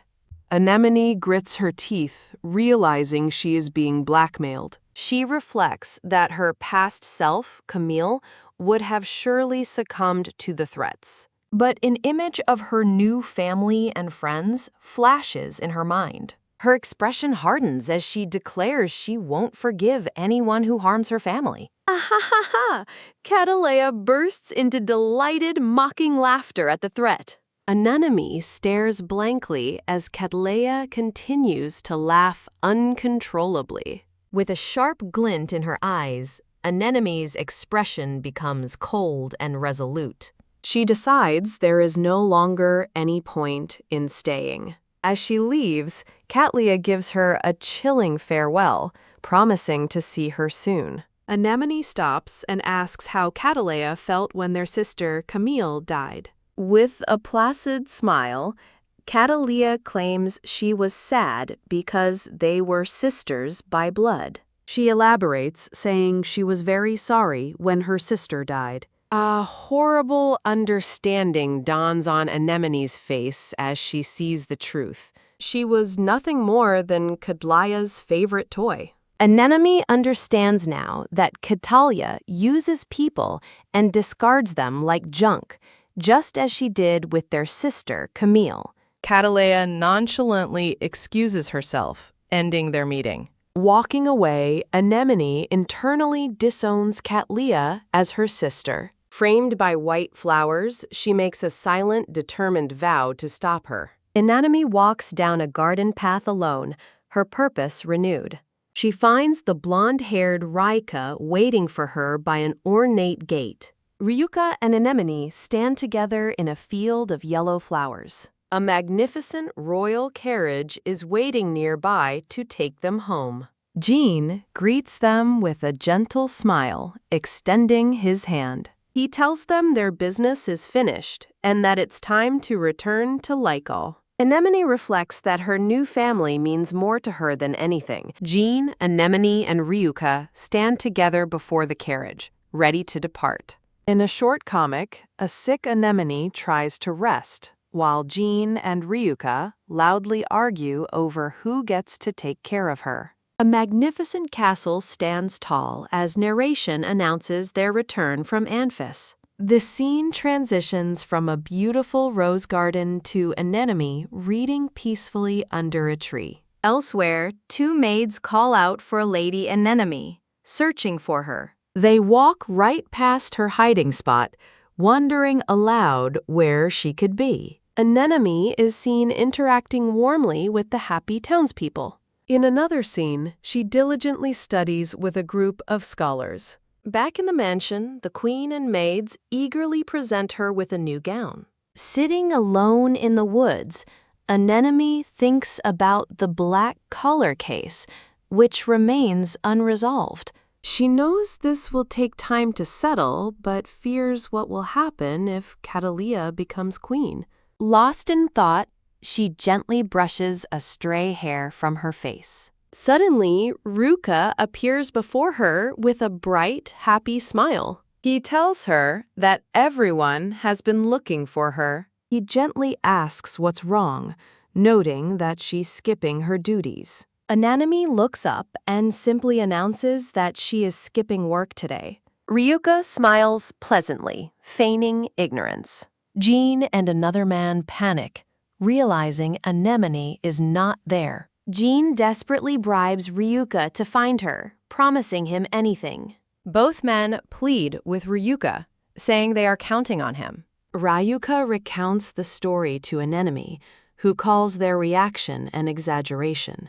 Anemone asks Ryuka if he plans to report her whereabouts. Lying back in the grass, Ryuka decides he is also skipping work. He smiles, saying they will be in trouble together for skipping. Anemone returns his smile, enjoying the peaceful moment. Ryuka looks at her with a fond, blushing expression. He becomes flustered, admitting he can't help it when she calls him my lady. Anemone smiles brightly, thanking Ryuka as always. Leaning on his shoulder, she thanks him for always helping her. With her eyes closed, Anemone admits that she is worried.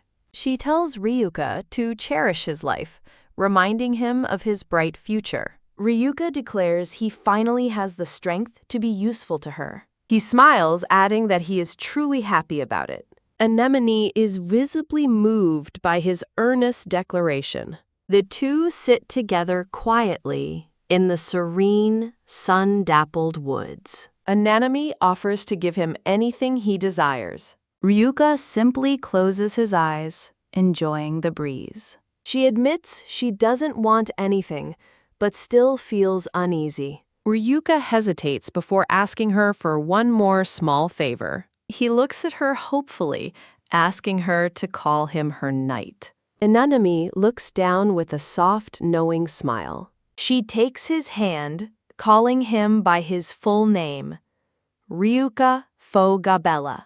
She names him her great, strong knight who serves her. With a brilliant smile, she asks for his continued support. Overjoyed, Ryuka beams and gives a heartfelt yes. They sit together in the grass, sharing a moment of blissful contentment. Meanwhile, an angry Jean fumes, wondering where the two of them went. The scene shifts to a grand castle nestled in an autumn forest. A lively town square bustles with vendors and villagers. Anemone and her entourage walk through the town as locals watch. A villager presents her with a large, beautifully wrapped gift. As a couple gets engaged nearby, Anemone overhears a man wondering if he has to give a woman a ring.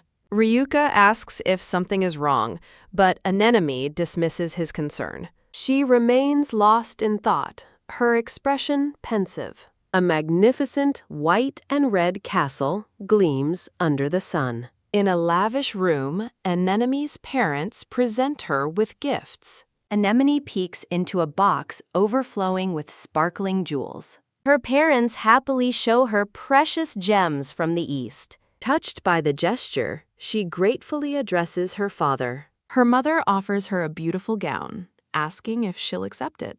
Anemone accepts with a radiant, joyous smile. Her father presents a ring, wishing her happiness and health. Her parents assure her that they are always on her side. With tears in her eyes, Anemone tells her parents she loves them. She shares a warm embrace with her mother. Elsewhere in the room, Jean and Ryuka sit among piles of gifts. Anemone finds a room filled with presents, asking what they are. Her brother explains they're gifts from the people, calling her the country's most popular girl. He smiles fondly while standing among the flowers and gifts. She looks on in surprise as a delicate ring is presented to her. Her brother offers her the ring, hoping she will always rely on him. Moved, Anemone buries her face in her brother's shoulder for a hug. Embracing him, she declares how proud she is of her big brother. She closes her eyes, cherishing the quiet, tender moment. Anemone looks down at the beautiful ring resting in her palm. The scene transitions to the exterior of a grand estate. Inside, a brown-haired woman in uniform desperately pleads with Master Ryuka. Presenting a ring, she makes a passionate confession of her feelings. Anemone watches from the shadows, her eyes wide with shock. She clutches her chest, a sudden pang of distress striking her. Ryuka looks up, surprised to see Anemone walking down the stairs. She quietly reflects that she gave Ryuka the freedom to do as he wanted. He calls out her name as she walks past him. Ryuka stands with Anemone amidst a field of white flowers. He questions her presence, believing she was back at the villa. He grabs her wrist, making a sudden accusation, which she firmly denies. Anemone looks up at him, her expression one of pure innocence. Realizing his error, Ryuka quickly apologizes, and she does the same. A quiet, somber moment hangs between them in the aftermath. He then offers her a different ring, asking if she will accept it. Stunned, Anemone covers her mouth with her hand. Ryuka admits it may be disrespectful to offer her a ring. As she looks on with a puzzled expression, he worries she doesn't understand its meaning. He kneels before her, presenting the ring as a pledge of lifelong service. With earnest eyes, he holds the ring up to her. Anemone looks down, hand to her chest, unable to speak. His hopeful gaze remains fixed on her as he awaits her answer. She stands over the kneeling Ryuka, still at a loss for words. Holding the ring, she softly asks why he would do this for her. She gently places the ring back in his hand. Ryuka's eyes widen in shock at her refusal. He looks down as she returns the ring. A look of quiet resolve forms in his eyes. He places a hand over his heart and smiles warmly. Standing together, they share a smile as Anemone decides she'd like to find out with him.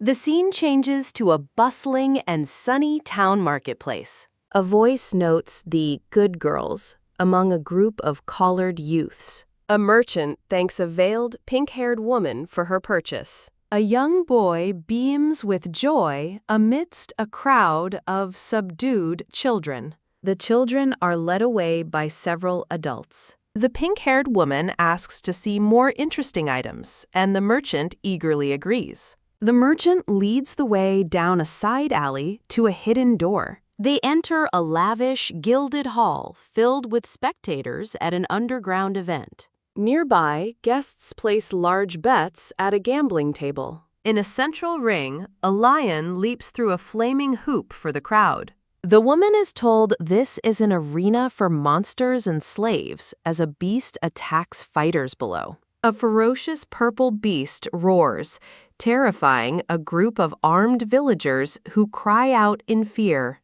The beast viciously slashes through the villagers, splattering blood. Gah! A wounded villager collapses as the beast's massive foot stomps down, causing others to scream in terror.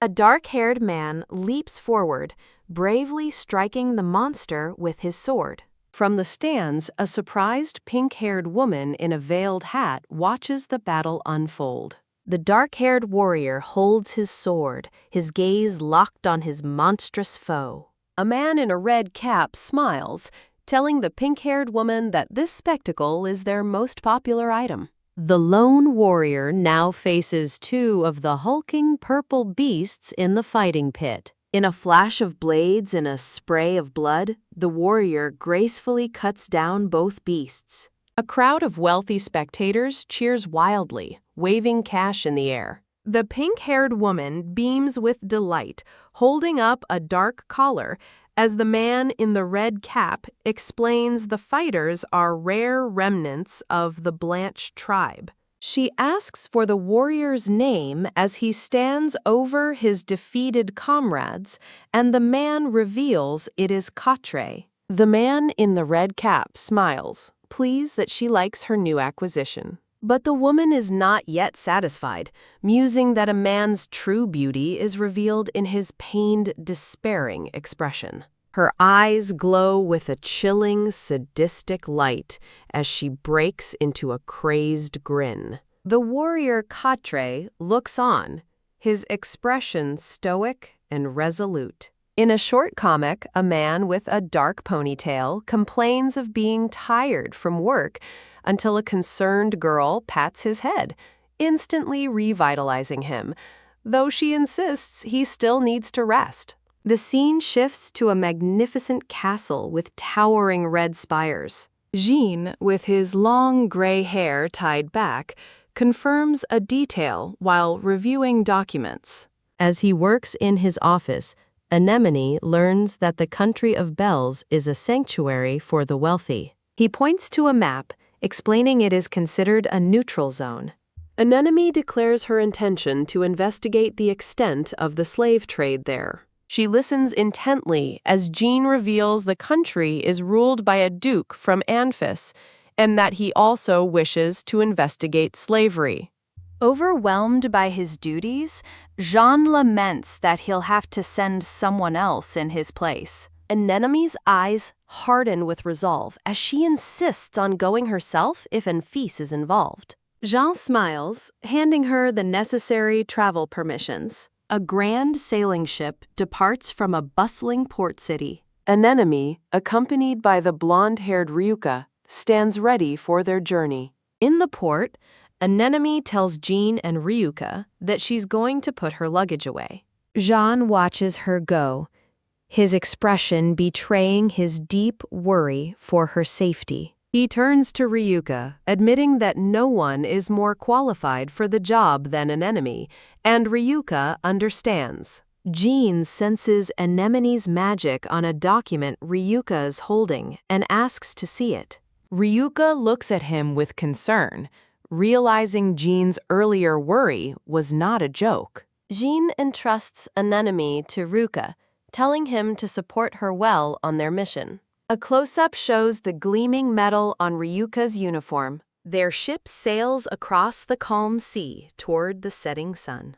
Anemone stands alone on the endless ocean. She reflects that while her prophetic dreams have ceased, the thought of Anphis still makes her sick. Sitting on the deck, she wonders about the nature of a country built on the slave trade. Later that night, the ship cuts through a starry sea. Their ship finally docks at a sunlit harbor. Ryuka helps Anemone onto the pier as they arrive at their destination. A mustached man named Florestan introduces himself as their guide, welcoming the Royal Highness.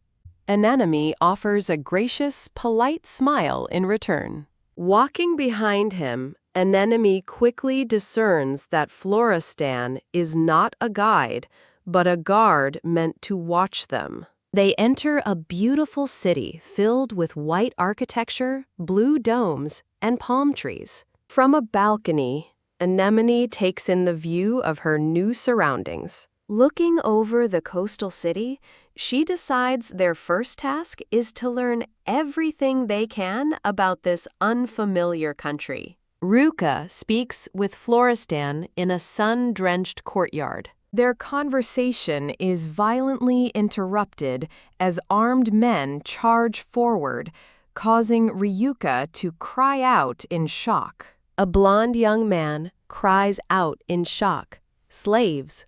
A group of men stands over a mysterious cloud-like substance.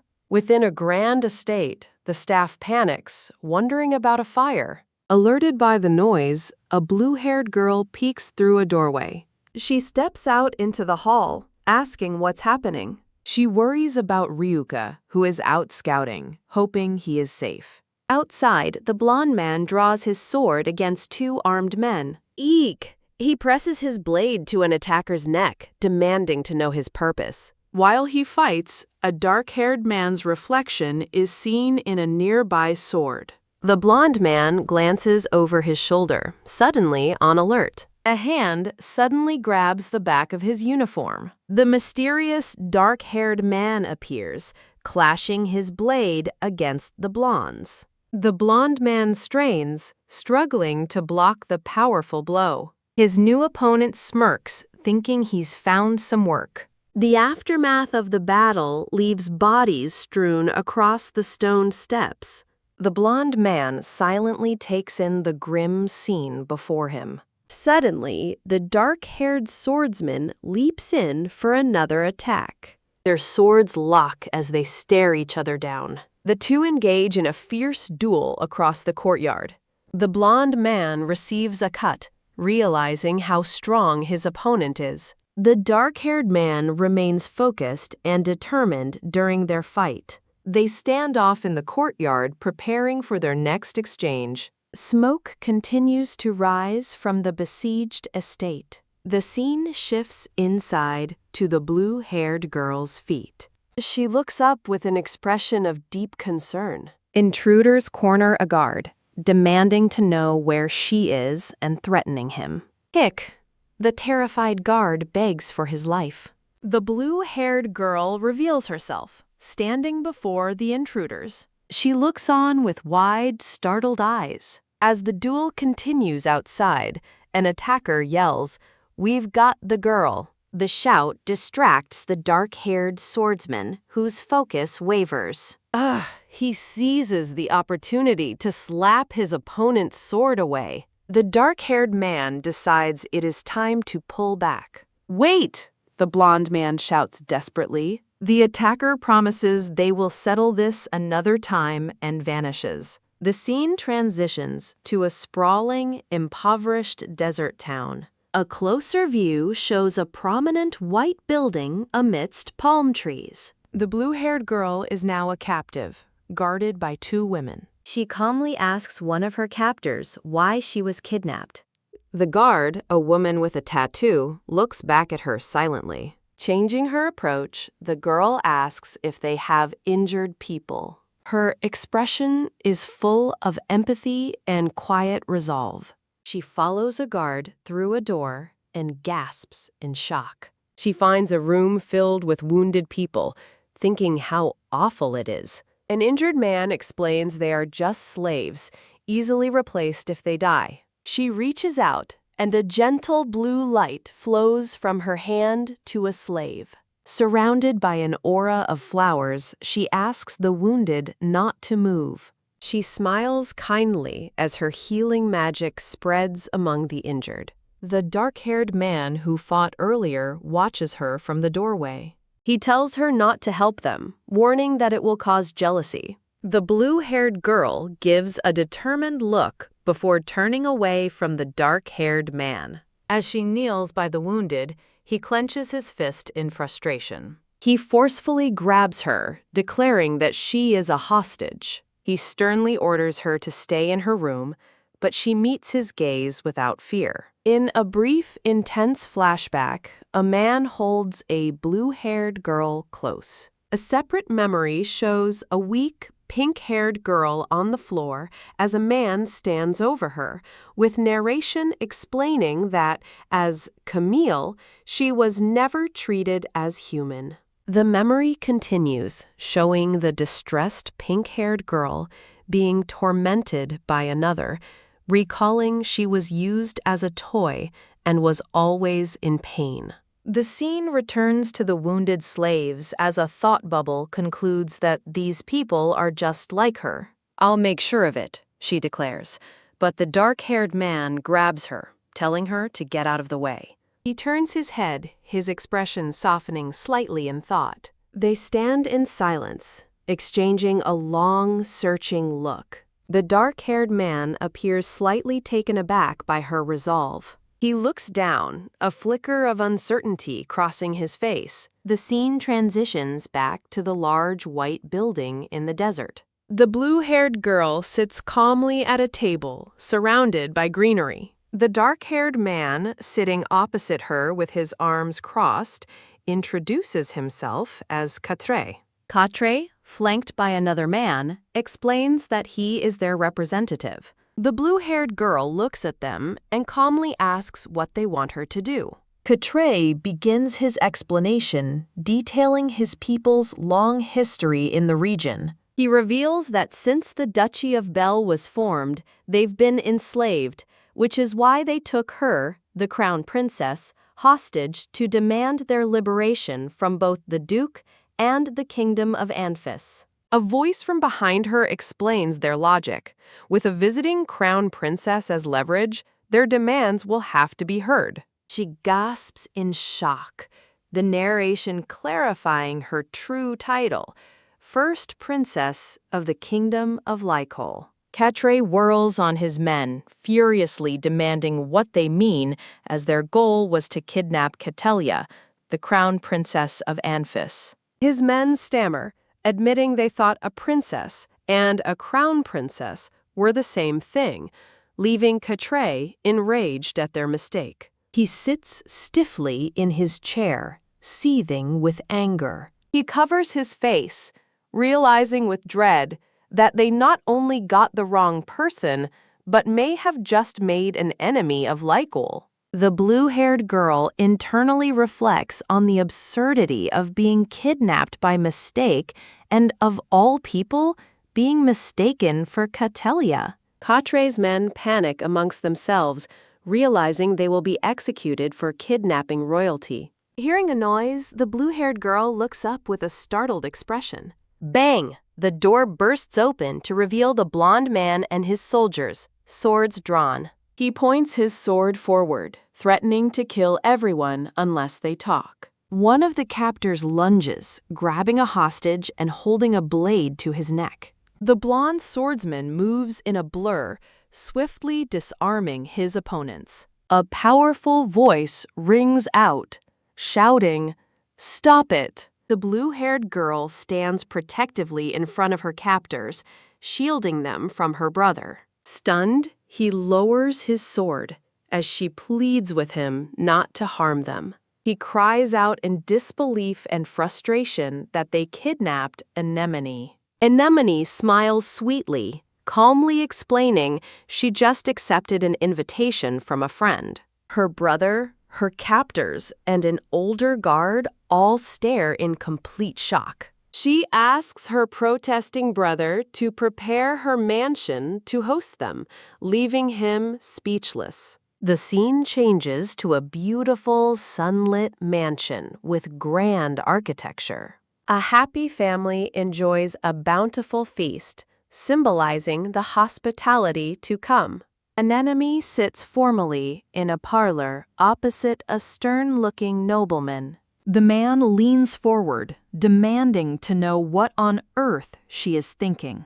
She replies simply that she doesn't like to see people oppress others. He gravely warns her that slave trading is the country's dark secret and that it's dangerous to get involved. Anemone just smiles brightly, surrounded by a vision of white flowers. Inside the mansion, former slaves now work happily as servants. One of the new staff members expresses their desire to repay her kindness. Quatre, their leader, sighs and rubs his forehead, completely overwhelmed by the turn of events. A man's voice speaks of being used like livestock for twisted desires. A dark-haired man believes the princess is a genuinely good person. He stands before a young woman with long, light blue hair. She kindly offers to go clothes shopping with him. He bluntly refuses, saying he doesn't care about clothes and finds it a hassle. Despite his refusal, she follows him as he walks away. With a brilliant smile, she insists that he is coming with her. Annoyed, he thinks to himself that she is quite a stubborn one. They make their way through a bustling city market. Inside a clothing shop, the blue-haired woman looks around in surprise. Her eyes sparkle with delight as she whispers, "Wow!" The dark-haired man looks uncomfortable in a new, elegant blue vest and ruffled shirt. A detailed view shows an ornate golden chain. He complains, asking for an outfit that is easier to move in. As a saleswoman smiles, he thinks the outfit is already too casual for his taste. Their horse-drawn carriage departs from the city. Inside, the blue-haired woman expresses her wish to have him try on more clothes, but he tells her to give him a break. He explains firmly that he hates receiving things. She understands, acknowledging that kindness can sometimes feel like a burden. Her insight leaves her momentarily surprised by her own words. The dark-haired man notes that she has a way with words. He then warns her not to get too involved in his people's affairs. He explains they were enslaved simply because they were foolish. He vehemently declares he will not yield on this, even if it means bloodshed, reminding her that she is an outsider. A sudden vision shows a dying pink-haired girl, a bouquet of daisies falling near her bloody head. Another vision shows a goddess-like figure with a unicorn, believing she was given power for moments like this. The blue-haired woman declares that helping them all is meaningful to her. The dark-haired man observes her with a serious, unreadable expression. He reflects that she is a strange princess, often kind but sometimes possessing the same determined look as his own people. The scene shifts to a grand palace under a starry night sky. Inside a vast library, the blue-haired woman diligently studies at her desk. She reads a book titled History of Duchy of Bells. Immersed in her research, she takes notes on the history of slavery in the duchy. A shocked Ryuka finds her still at her desk the next morning, asking if she stayed up all night. Anemone explains she had much to investigate, focusing on how to expose the duchy's slave system. Ryuka questions if she really needs to go to such lengths for them.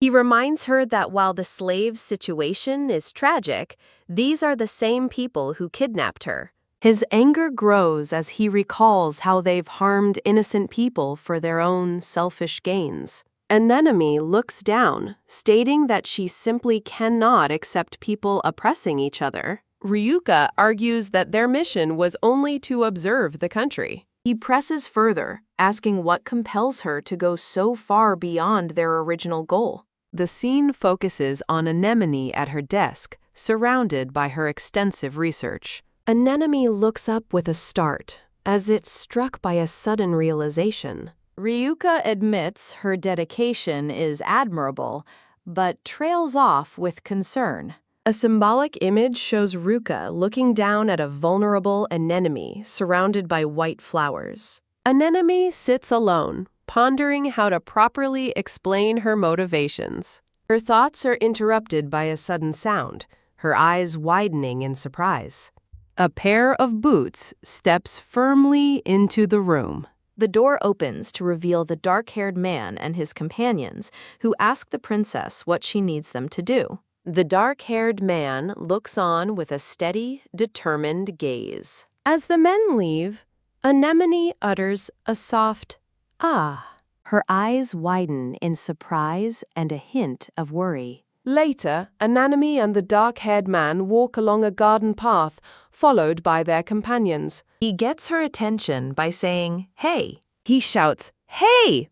again, startling her with his intensity. She turns to him, a nervous sweat drop on her cheek. She realizes this is the first time she and Ryuka have ever fought. The dark-haired man asks what their fight was about. Anemone admits that Ryuka doesn't want her to do everything alone. The dark-haired man simply tells her to communicate that to Ryuka. His direct advice seems to resonate with him as well. She asks him what he means, but he remains silent. Anemone lowers her gaze, lost in thought. She huffs, asking where they are even going. She smiles warmly, her spirits seemingly lifted. They arrive at a grand, sun-drenched palace. Inside, they sit down for a meeting as someone calls out for Lady Anemone. A gray-haired duke responds with a nervous, "Yes." He asks what she's doing there, while privately wondering why a princess would bring slaves with her. Anemone explains she has a proposal for the duke, as the dark-haired man clarifies that he is her friend. Anemone resolves to try her best, just like her brother.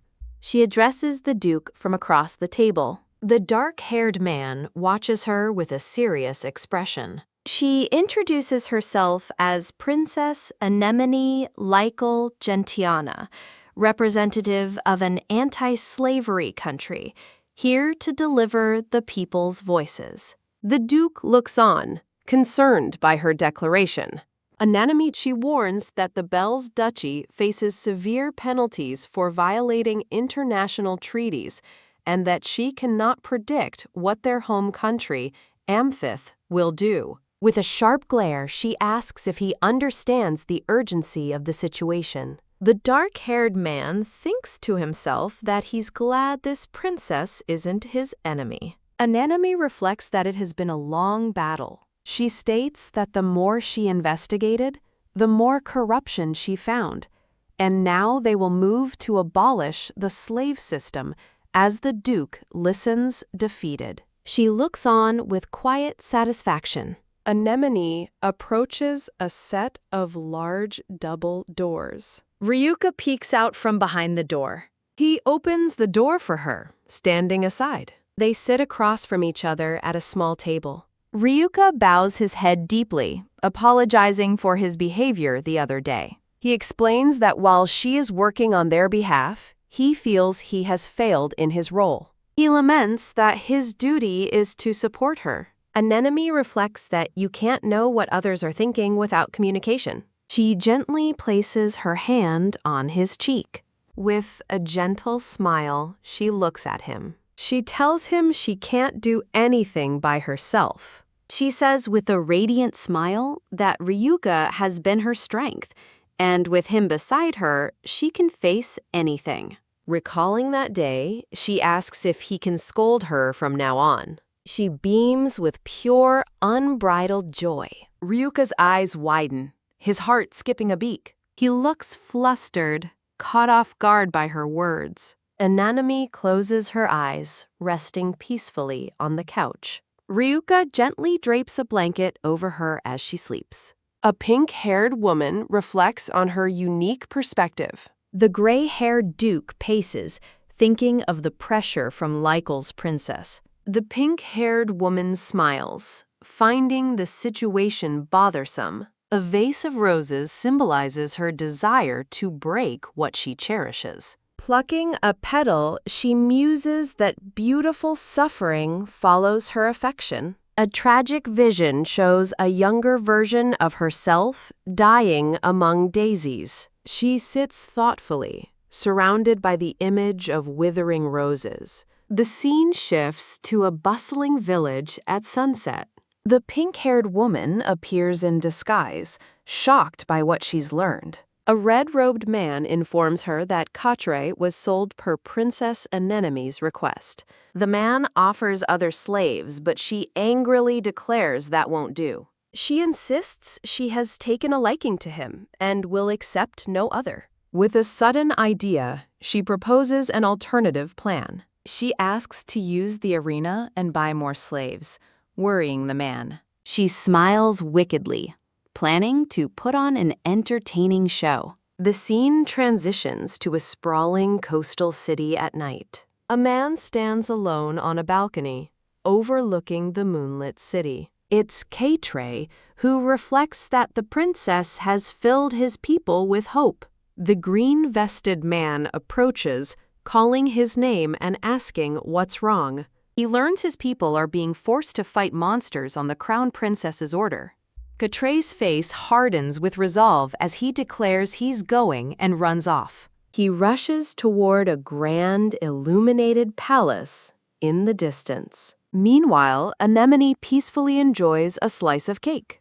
A smiling Ryuka presents a tray of freshly baked cookies. He serves her a delightful spread of tea and pastries. The negotiations with the duchy were successful, with more talks to come. Ananami and Ryuka share a quiet, successful moment together. Two maids enter the room, calling for Lady Anemone. They offer her a sweet treat from their homeland. Ananami happily takes a bite as everyone smiles warmly. The green-vested man bursts in, pleading for help as Katre and others were taken to the arena. In a vast coliseum, Katre stands alone against a massive black dragon. He stands defiant, bloodied, but clutching his sword tightly. The massive dragon lets out a terrifying, deafening roar. From the stands, the pink-haired woman watches with a smirk, sipping champagne.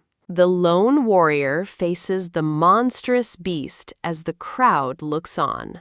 He charges forward as the dragon lunges to meet him. The dragon's fierce, slitted eye glares down with murderous intent. A massive claw slams into the ground, narrowly missing him. Katre screams in agony, lying wounded on the blood-soaked ground. The red-robed man explains to the pink-haired woman that the monster is impervious to normal attacks. She smiles cruelly, wanting to see more of Katre's suffering. Anemone and Ryuka race down a stone corridor. Stopped by guards, Anemone angrily dismisses the need for an invitation. Declaring she'll let herself in, she unleashes her power, shattering the massive doors. Katre kneels defeated in the arena, a faint light glowing around him. He closes his eyes, accepting that this could be the end. He collapses to the ground, his strength finally giving out. The dragon looms over his fallen body, ready for the final blow. In his final moments, Katre's thoughts turn to Anemone. A wave of blue light slams into the massive dragon. On the ground, the bloodied Katre groans in pain. Anemone appears, her glowing hair flowing as she shields Katre from the beast. Her expression is one of cold, unwavering resolve. The spectating crowd gasps and murmurs at the sudden turn of events. Ryuka rushes to Katre's side, helping the wounded man sit up. Ananeme's eyes widen in horror, realizing this is an arena for death matches. Recalling the pink-haired woman's cruelty, she seethes at the thought of toying with human lives. Anemone unleashes her immense power, a torrent of blue energy swirling around her. The dragon lunges, its cavernous maw wide open to devour her. Undaunted, she raises her hands, preparing to meet its attack head-on. Her power intensifies, the ribbon on her dress glowing with magic. The dragon recoils as her power engulfs it in a blinding light. The formerly jeering crowd now cheers in awe and excitement. Anemone vows this will never happen again as her magic shatters the arena floor. The entire Colosseum begins to crumble, sending nobles fleeing for their lives. The crowd screams in panic as the stands collapse around them. The pink-haired woman, Lady Catalea, stares in disbelief at the absurd magic power as her guard urges her to escape. Psst. She clicks her tongue, infuriated that someone would get so angry for others as her attendant pulls her away. Lady Catalea and her retinue flee as rubble rains down from the collapsing structure. In the ruined arena, the dragon lies defeated while Ryuka tends to Katre. Anemone looks over the destruction, a worried expression on her face. As Ryuka asks what to do, Anemone decides they'll have to find a way to fix it and create a good excuse. A bright memory of Katre's joyful, carefree smile flashes through her mind. Anemone turns, her gaze soft and thoughtful. Katre smiles back warmly in her memory. The scene shifts to a grand, sun-drenched palace. The gray-haired duke pens a letter, his face etched with worry. The Duke sits across from Anemone and the former slaves for a formal meeting. An official announces that negotiations between the Duchy of Bells and the indigenous people have concluded. Anemone smiles, realizing the Duke now lacks the power to refuse their demands. Quatre gently comforts a bandaged and crying companion. The scene transitions to a different palace with striking blue domes. Anemone sits alone, facing away in a quiet room. A man with long gray hair looks visibly stressed. Anemone understands the duchy's emancipation has panicked other nations, who will now support the indigenous people to protect their own secrets.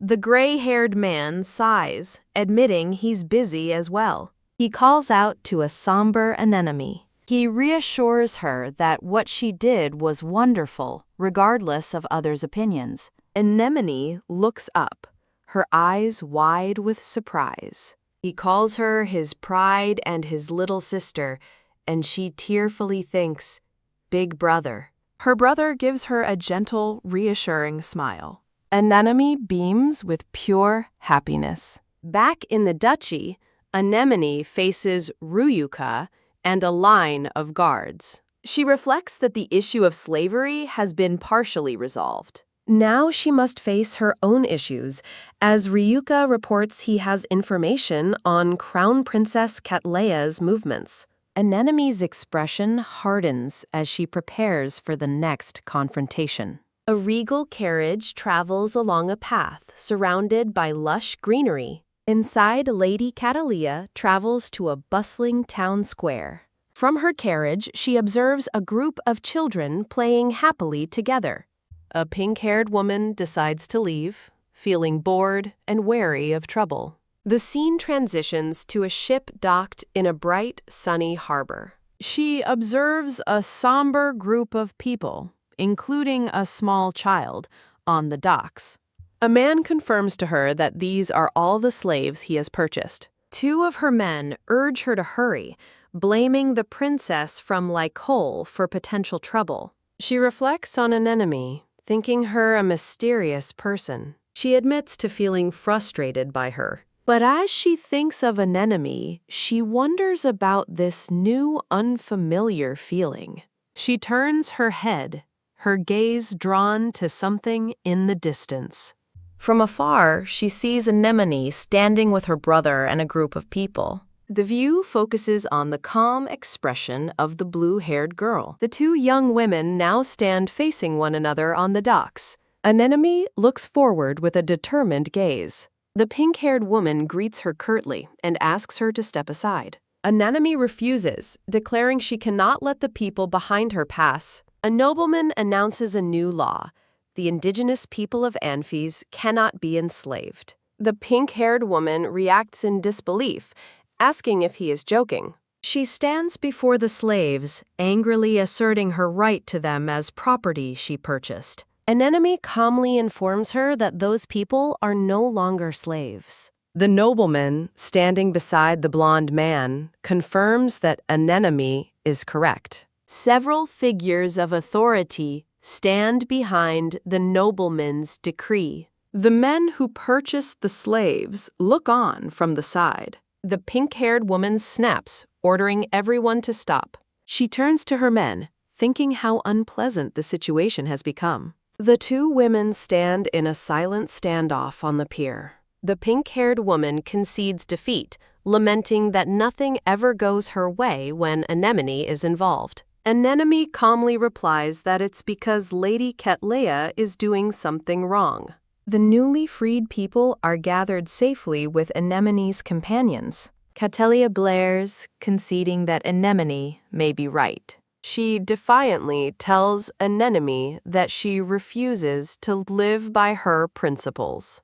Anemone places a hand on her shoulder, stating Catleya's path is so dark it would kill a normal person. With a cool smile, Catleya tells her to take care of herself before departing. Anemone watches her rival go, a sense of quiet victory in the air. Catleya and her entourage board their ship to leave the port. Anemone stands on the dock, watching the ship prepare to depart. She feels relieved, glad she was able to stop Catelia's plans. 3 of the freed women smile, expressing their gratitude. Anemone thanks the nobleman, who admits she has surprised him in many ways. He smiles warmly, clearly impressed by her actions. Anemone beams, happily accepting his praise. She and the freed people wave as the nobleman's party departs. Anemone is suddenly taken aback, realizing that Catre never came to see her. The scene shifts to inside a grand hall, where Catre stands waiting. With his arms crossed, he quietly asks himself why she did it. He declares that he owes her a debt for life that he must repay. Sir! He strides forward, calling out to Lady Anemone. He kneels before her, presenting his sheathed sword in a pledge of service. Anemone's brother supports her decision, while Catre renounces his loyalty to his own country. She touches his blade, formally acknowledging him as her knight. Overcome with emotion, Catre places a hand over his heart in silent gratitude. They complete the knighting ceremony together. Catre smiles, feeling a little embarrassed. Anemone beams, her collar sparkling brightly. Her brother clears his throat loudly. He sternly tells Catre to treat Anemone with proper respect now. Anemone watches as the two men stare each other down. Pleased, Anemone sails away on a grand ship under a golden sunset. The scene shifts to a magnificent red and white castle. Boom! An explosion rocks a city street, sending citizens fleeing in terror. A man with dark blue hair prepares to draw his weapon. Catre swiftly strikes down a masked thief. He falls to the ground, surprised by the thief's reaction of pain. A voice notes that while his skills are top-notch, he's a bit too rough. A man in a blue uniform scolds Catre over the defeated foe. Anemone smiles, simply glad that everyone is getting along. She and Catre sit together, studying at a large table. Her blonde brother enters carrying a large stack of books. He and his sister smile happily while working together. Catre asserts that he can handle the work, looking pointedly at Anemone. He eagerly asks what's next, telling her to let him do it. Anemone agrees, asking him to wait a moment. The blonde man smiles as he watches his sister from the library stacks. He places the books down, getting Catre's disapproving attention. The blonde man introduces himself as Catre's senior knight. Catre smirks, pointedly asking if he is jealous. Anemone turns and asks what the two of them are talking about. They both reply in unison, nothing at all, leaving her completely baffled. Before a royal court, Anemone considers the impact of the slave liberation. She notes that other countries are now trying to abolish the system. Her thoughts turn grim, identifying Anfisa as the problem since it shows no sign of change. A narration explains that friction with neighboring countries will likely arise from Amphisa's tough attitude. Nobles gossip that Saintess is surprisingly calm, having started diplomatic relations with other countries, which they find unsettling. A man with long, gray-blue hair resolves to remain vigilant. He can't imagine Catleya will remain idle through this. Anemone agrees, certain that her rival must be scheming something. A man on a throne proposes they discuss the awaited Holy Spirit festival. The assembled nobles turn their attention to Anemone. The man on the throne explains that the priests have made a request. Anemone's eyes widen in surprise. Wah!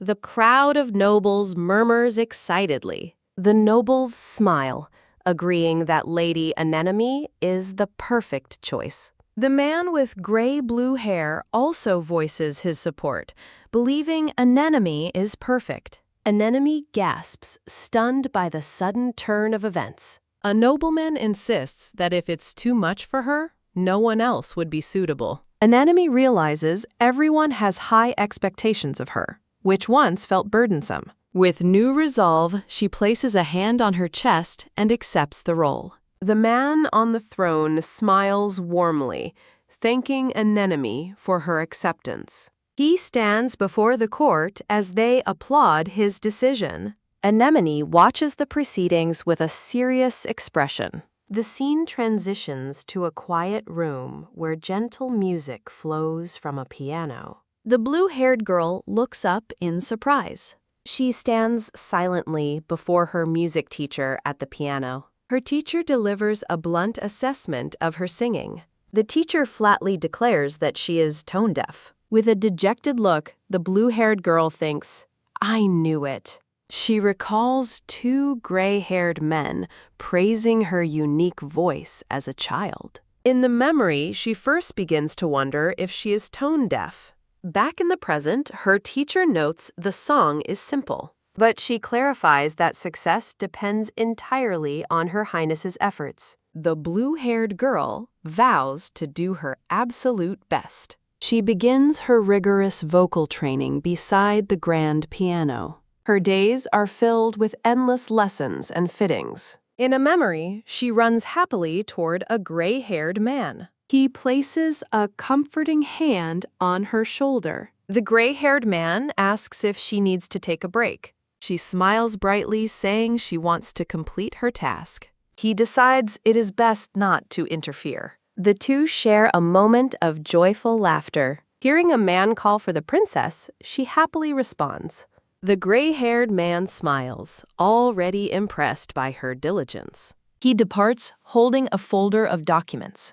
The scene shifts to a blonde man and a gray-haired man in a lavish parlor. The gray-haired man apologizes for the sudden summons. The blonde man carefully reviews the documents presented to him. After a moment of silence, the gray-haired man calls it a generous offer. The blonde man acknowledges his hard work for their family. He offers a faint, appreciative smile. The gray-haired man proposes an engagement with the House of Duke Acacia, offering his full support. The blonde man's expression grows serious as he considers the proposal. He closes his eyes, asking for time to think. The gray-haired man agrees, expecting a positive answer. The blonde man stands alone outside the ornate, closed doors. A fond memory of his family surfaces. He knows the marriage proposal to the Santillana family is too advantageous to refuse. He accepts that both he and Lady Anemone must eventually marry. Despite his duty, his heart longs to be a knight. He wishes he could remain by her side. He stands resolute on the palace floor. The scene shifts to a grand, sunlit castle. Anemone, the blue-haired girl, stands thoughtfully by her window. The blonde man enters her room, calling out to Lady Anemone. He approaches her carrying a fine tea set. She thanks him as he serves her tea and a snack. She notes that he seems even more attentive than usual today. He waits patiently by her side as she eats dessert. He smiles gently, offering his help with anything she might need. A comfortable silence settles between them as they enjoy their tea. The two share a quiet afternoon together in the sunlit room. Anemone thinks to herself that she feels safe with Ryuka. She smiles peacefully, enjoying her cup of tea. Ryuka calmly sips his tea. Anemone gasps, realizing his words sounded like a proposal. They face each other in a moment of shy, awkward silence. Her eyes widen in stunned surprise. His eyes also widen, a faint blush on his cheeks. Anemone admits to herself that her heart races when she looks at Ryuka. The two stand opposite each other, a spark between them. She wonders when she started to feel this way. He gently takes her hand across the small table. Anemone begins to confess how she feels about their time together. A gray-haired nobleman on a throne thinks Lady Anemone is a princess worthy of his devotion. Anemone listens with a thoughtful expression. Ryoka looks down, his expression filled with sadness. He musters a gentle smile. An enemy looks up in sudden shock. She smiles warmly, declaring that he is her knight. They share a pleasant moment over tea. Ryuka sits quietly listening to her. He walks alone across a bridge toward a distant castle. He believes he is not a suitable partner for Lady Anemone. He resolves not to confess his feelings. Sword in hand, he walks with firm resolve. He continues to doubt his own worth. He clenches his fist, convinced he cannot win the heart of someone so loved. Looking toward the castle, he vows to hide his feelings away. He admits to himself that he has fallen deeply for her. Ryuka stands firm, his duty clear in his mind. The scene shifts to a large estate as music drifts from the windows. Inside, Anemone is lost in song. She sings with pure passion, her eyes closed. In a grand hall, Anemone has a singing lesson accompanied by a pianist. She falters mid-song, looking flustered. Her teacher gives her a disapproving glance. The teacher decides to end the lesson for the day. Anemone sighs, frustrated that she can't concentrate. Looking out the window, she spots something and wonders if it's a cuddle. A white dove lands near Katre, who greets the cuddle. Anemone finds Katre sitting peacefully on a balcony below, and he greets the princess. She approaches and asks him what he's doing here. He explains he is setting up a perimeter guard with the doves, which Anemone finds amazing. She reflects on her own childhood raising animals. Anemone asks if he ever had an animal partner, and Katre confirms he did. He fondly remembers his black panther, Linella, but fears she is gone after their homeland was attacked. Anemone looks down sadly and offers an apology. Katre smiles, saying life is fine but a bit cramped, and stands up. He cheerfully invites her to take a break with him. Anemone looks up at his offer, her eyes wide with surprise. He helps her onto his horse, and they ride off together through the woods. Katre grins, asking if she wants to go faster, and she enthusiastically agrees. They gallop freely, sharing a moment of pure joy. Resting by a stream, Anemone admits she thought she was going to die, while Katre smiles and asks if he scared her. She beams, saying no, and that she actually had a lot of fun. Thanking Katre, she says with a bright smile that she feels much better now. He looks at her warmly, glad to hear that. The scene shifts to a magnificent, sunlit castle with red-topped spires. An internal voice resolves not to dwell on the past. Anemone looks out her window, deciding to focus on the tasks before her. She works diligently, telling her piano teacher she's looking forward to their lessons, and later reviewing a large map with her advisors. While Anemone is singing, a young blonde man calls her name, suggesting they take a break for tea.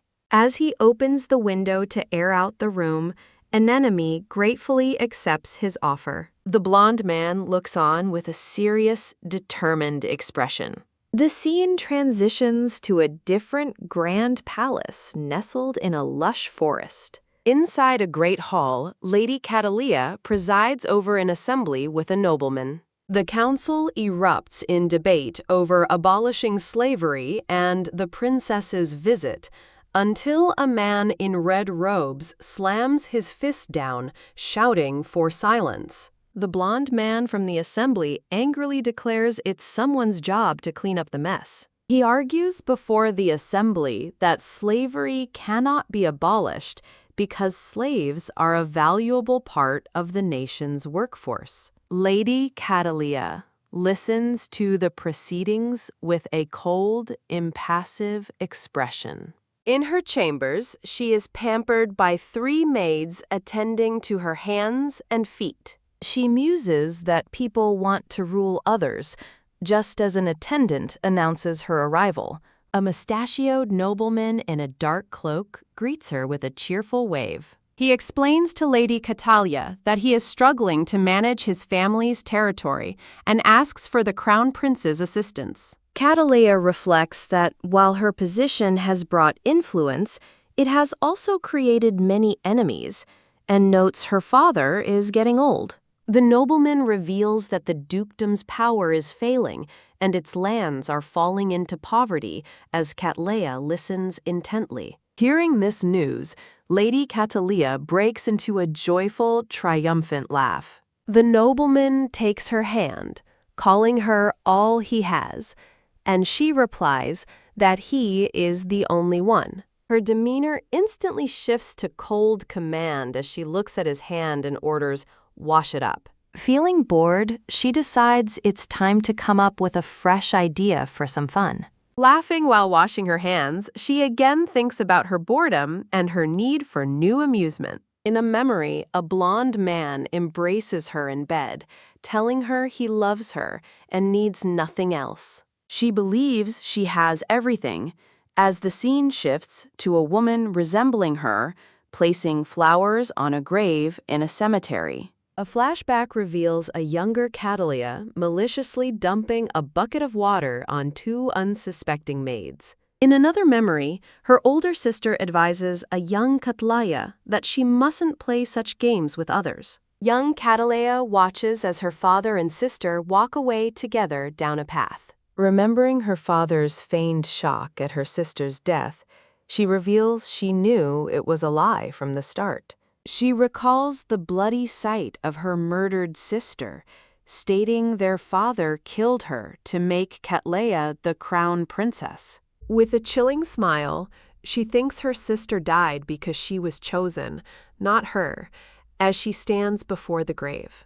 At the grave, she ponders dying unloved, and then feels a sudden, intense desire to see someone. She compares an enemy to her sister, finding the resemblance unpleasant, yet fun, and declares an enemy her new favorite. The scene returns to the grand castle with the red-roofed spires. Anemone bustles along an outdoor corridor, her arms full of books and scrolls. She peeks into a study where her gray-haired brother is busy with his advisors. He notices her and asks her with a warm smile to wait a moment. She sits across from him at his large marble desk, ready to talk. Later, in a beautiful garden pavilion, he asks how her chanting is going, and she confirms it's going well. He gently observes that she's quick to handle things herself, encouraging her to rely on him more. Anemone looks up at him, her expression thoughtful and receptive.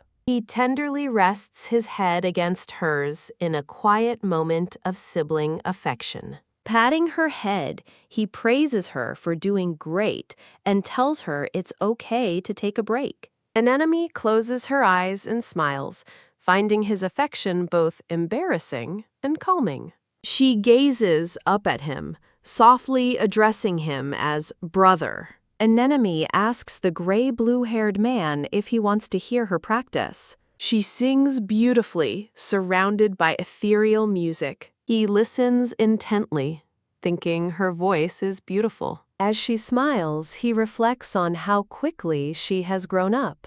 He fondly remembers singing lullabies to her when she was just a baby. Filled with emotion, she tells him she loves him. The scene changes to a man and woman sitting formally in a sunlit room.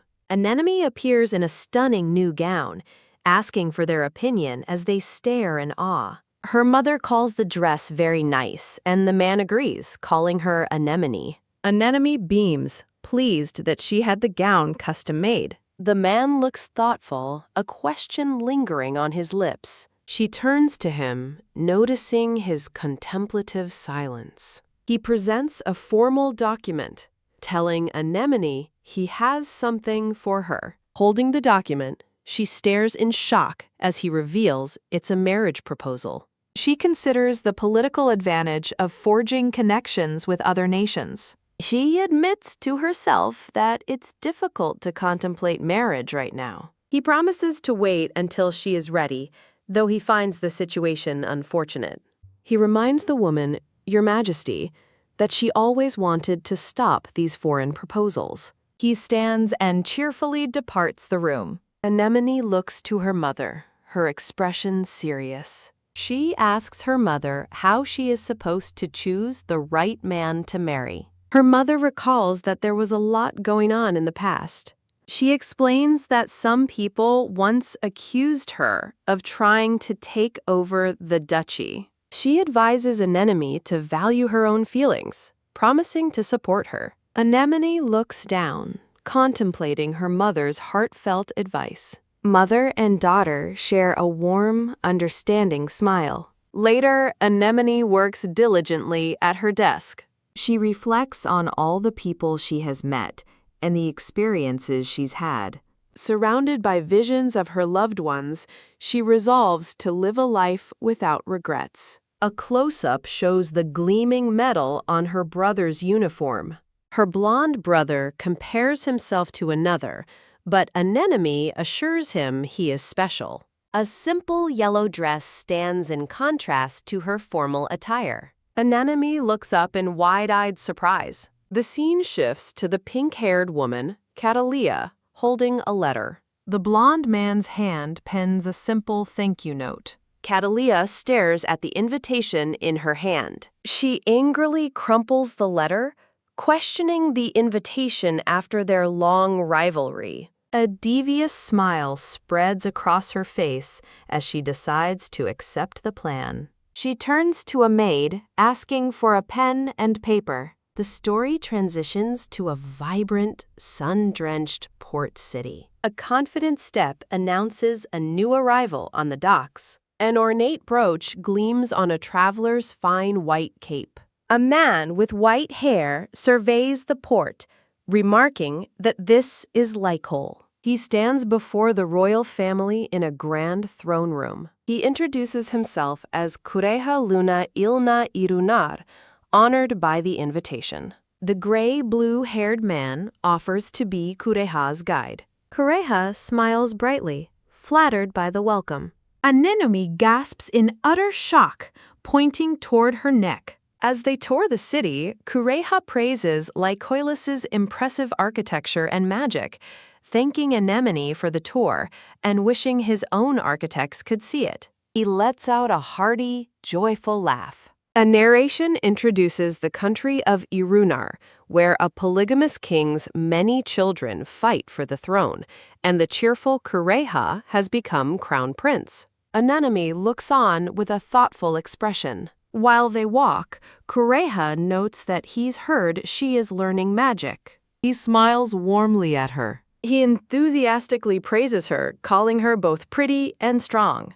Anemone is left blushing and speechless by his bold compliments. Kureha turns and asks where she will take them next. A brown-haired man apologizes to Anemone's companions for King Kureha being a bit much. Anemone and Kureha admire a grand bridge, which he finds impressive. At a market, he curiously asks about a yellow fruit as she tries one. He happily takes a bite, proving to be a curious and friendly man. She offers to show him the Ministry of Magic, and he eagerly requests to see the town square too. Kureha asks if she will be his guide after the festival, and she agrees, making him very happy. Suddenly, a dark, menacing aura erupts around Calitre and Anemone's brother. Catre draws his sword as the shadows intensify. He recognizes the familiar magic as belonging to Irunar.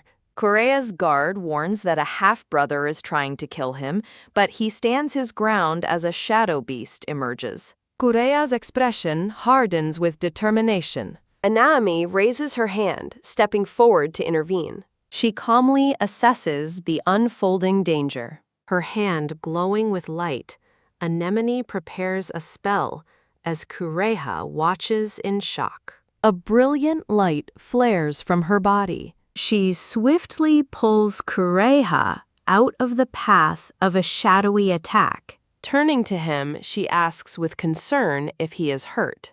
He stares at her, his expression serious and unreadable. A warm smile spreads across his face as he thinks she is both brave and lovely. Katre and the blonde brother stare in disbelief. Kureha's mouth falls open in shock. He clasps his hands together with heartfelt emotion. Anemone looks back, her expression one of complete surprise. She stares in wide-eyed shock at what is happening. The ornate brooch on Kureha's collar gleams brightly. What? Exclaims Anemone's brother, as he and Katre look on in astonishment. Kureha's attendants tried to restrain him as he speaks with Anemone. He leans in close, gazing intently at a flustered Anemone. Anemone hides behind her brother, peeking out at Kureha. Kureha watches her with a soft, thoughtful gaze. His companions apologize profusely, announcing they will leave for the day. Beaming with joy, Kureha is oblivious to his flustered guards. His men finally manage to drag the protesting prince away. Anemone reflects on his direct proposal, thinking he is like a storm. Her blonde brother gazes down at her with a gentle smile. Katre announces that first, they have a mess to deal with. The three of them look at the massive crater left by the attack. The scene shifts to the city, bustling with preparations for the Holy Spirit Festival. Katelia arrives, standing before Anemone and the gray-blue-haired man in the throne room. Anemone formally welcomes her rival to Lycol. Katelia smiles graciously and thanks her. The gray-blue-haired man declares that he will be Catalea's guide. A gilded carriage makes its way through the festive city streets. An ornate royal carriage rumbles through a bustling town street. Inside, Catalea tells Prince Jean that she is surprised.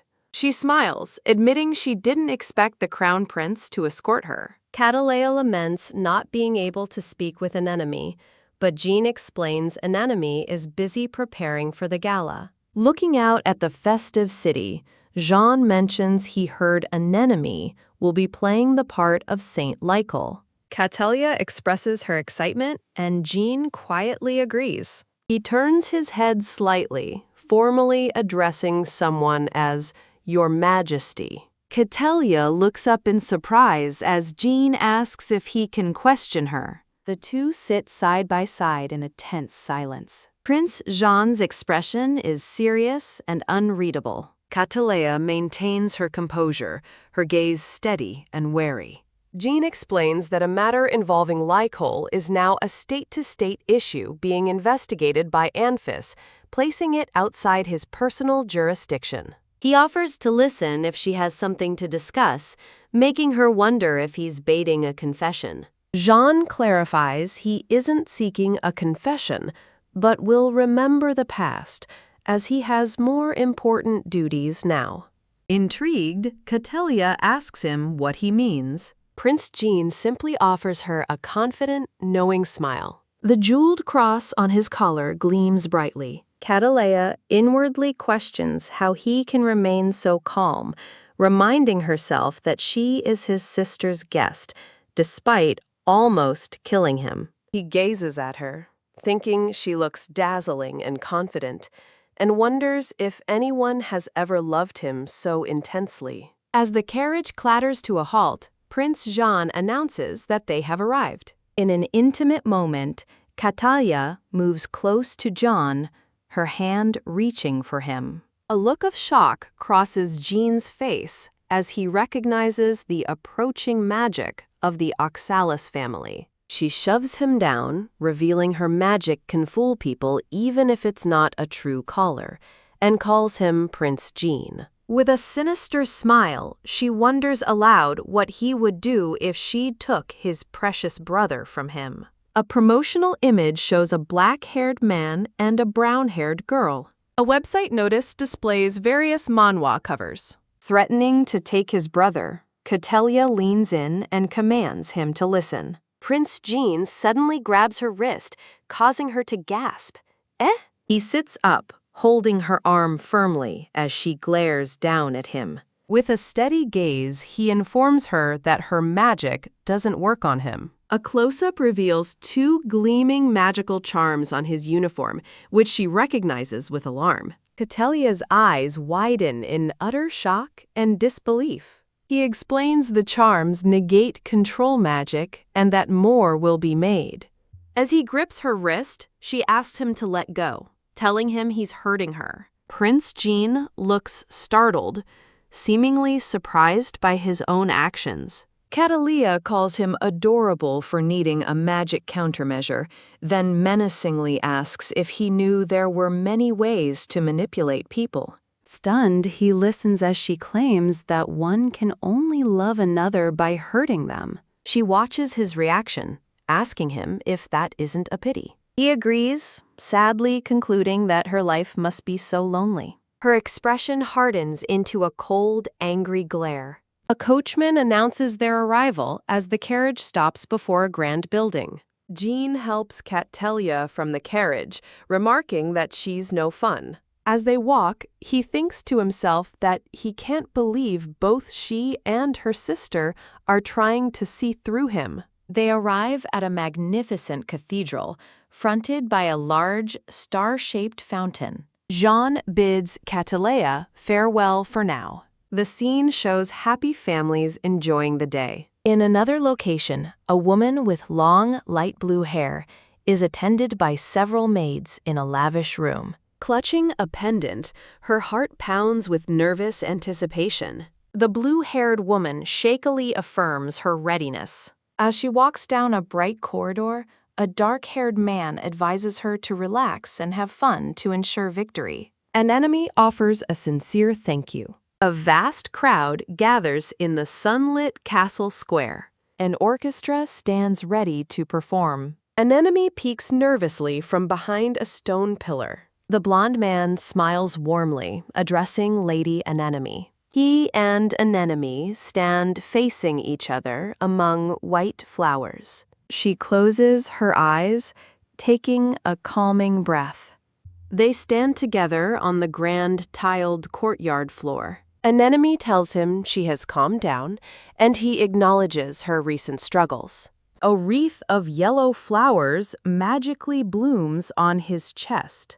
Beautiful light blue roses blossom around Anemone in response. She beams, promising to do her best and asking him to watch over her. He agrees with a gentle smile and a wave. Overcome with joy, Anemone lets out a happy laugh. The scene transitions, focusing on the white roses at her feet. Elsewhere, Kureha and his attendant stand on a high balcony. Kureha reviews a report, summarizing what he could gather from it. He declares that he needs to feel the essence more. His attendant questions his plan to welcome Princess Anemone, but Kureha simply finds the situation amusing. The attendant worries, thinking this will be a headache if Kureha is serious. Kureha cheerfully suggests they get friendly with Crown Princess Catelia instead.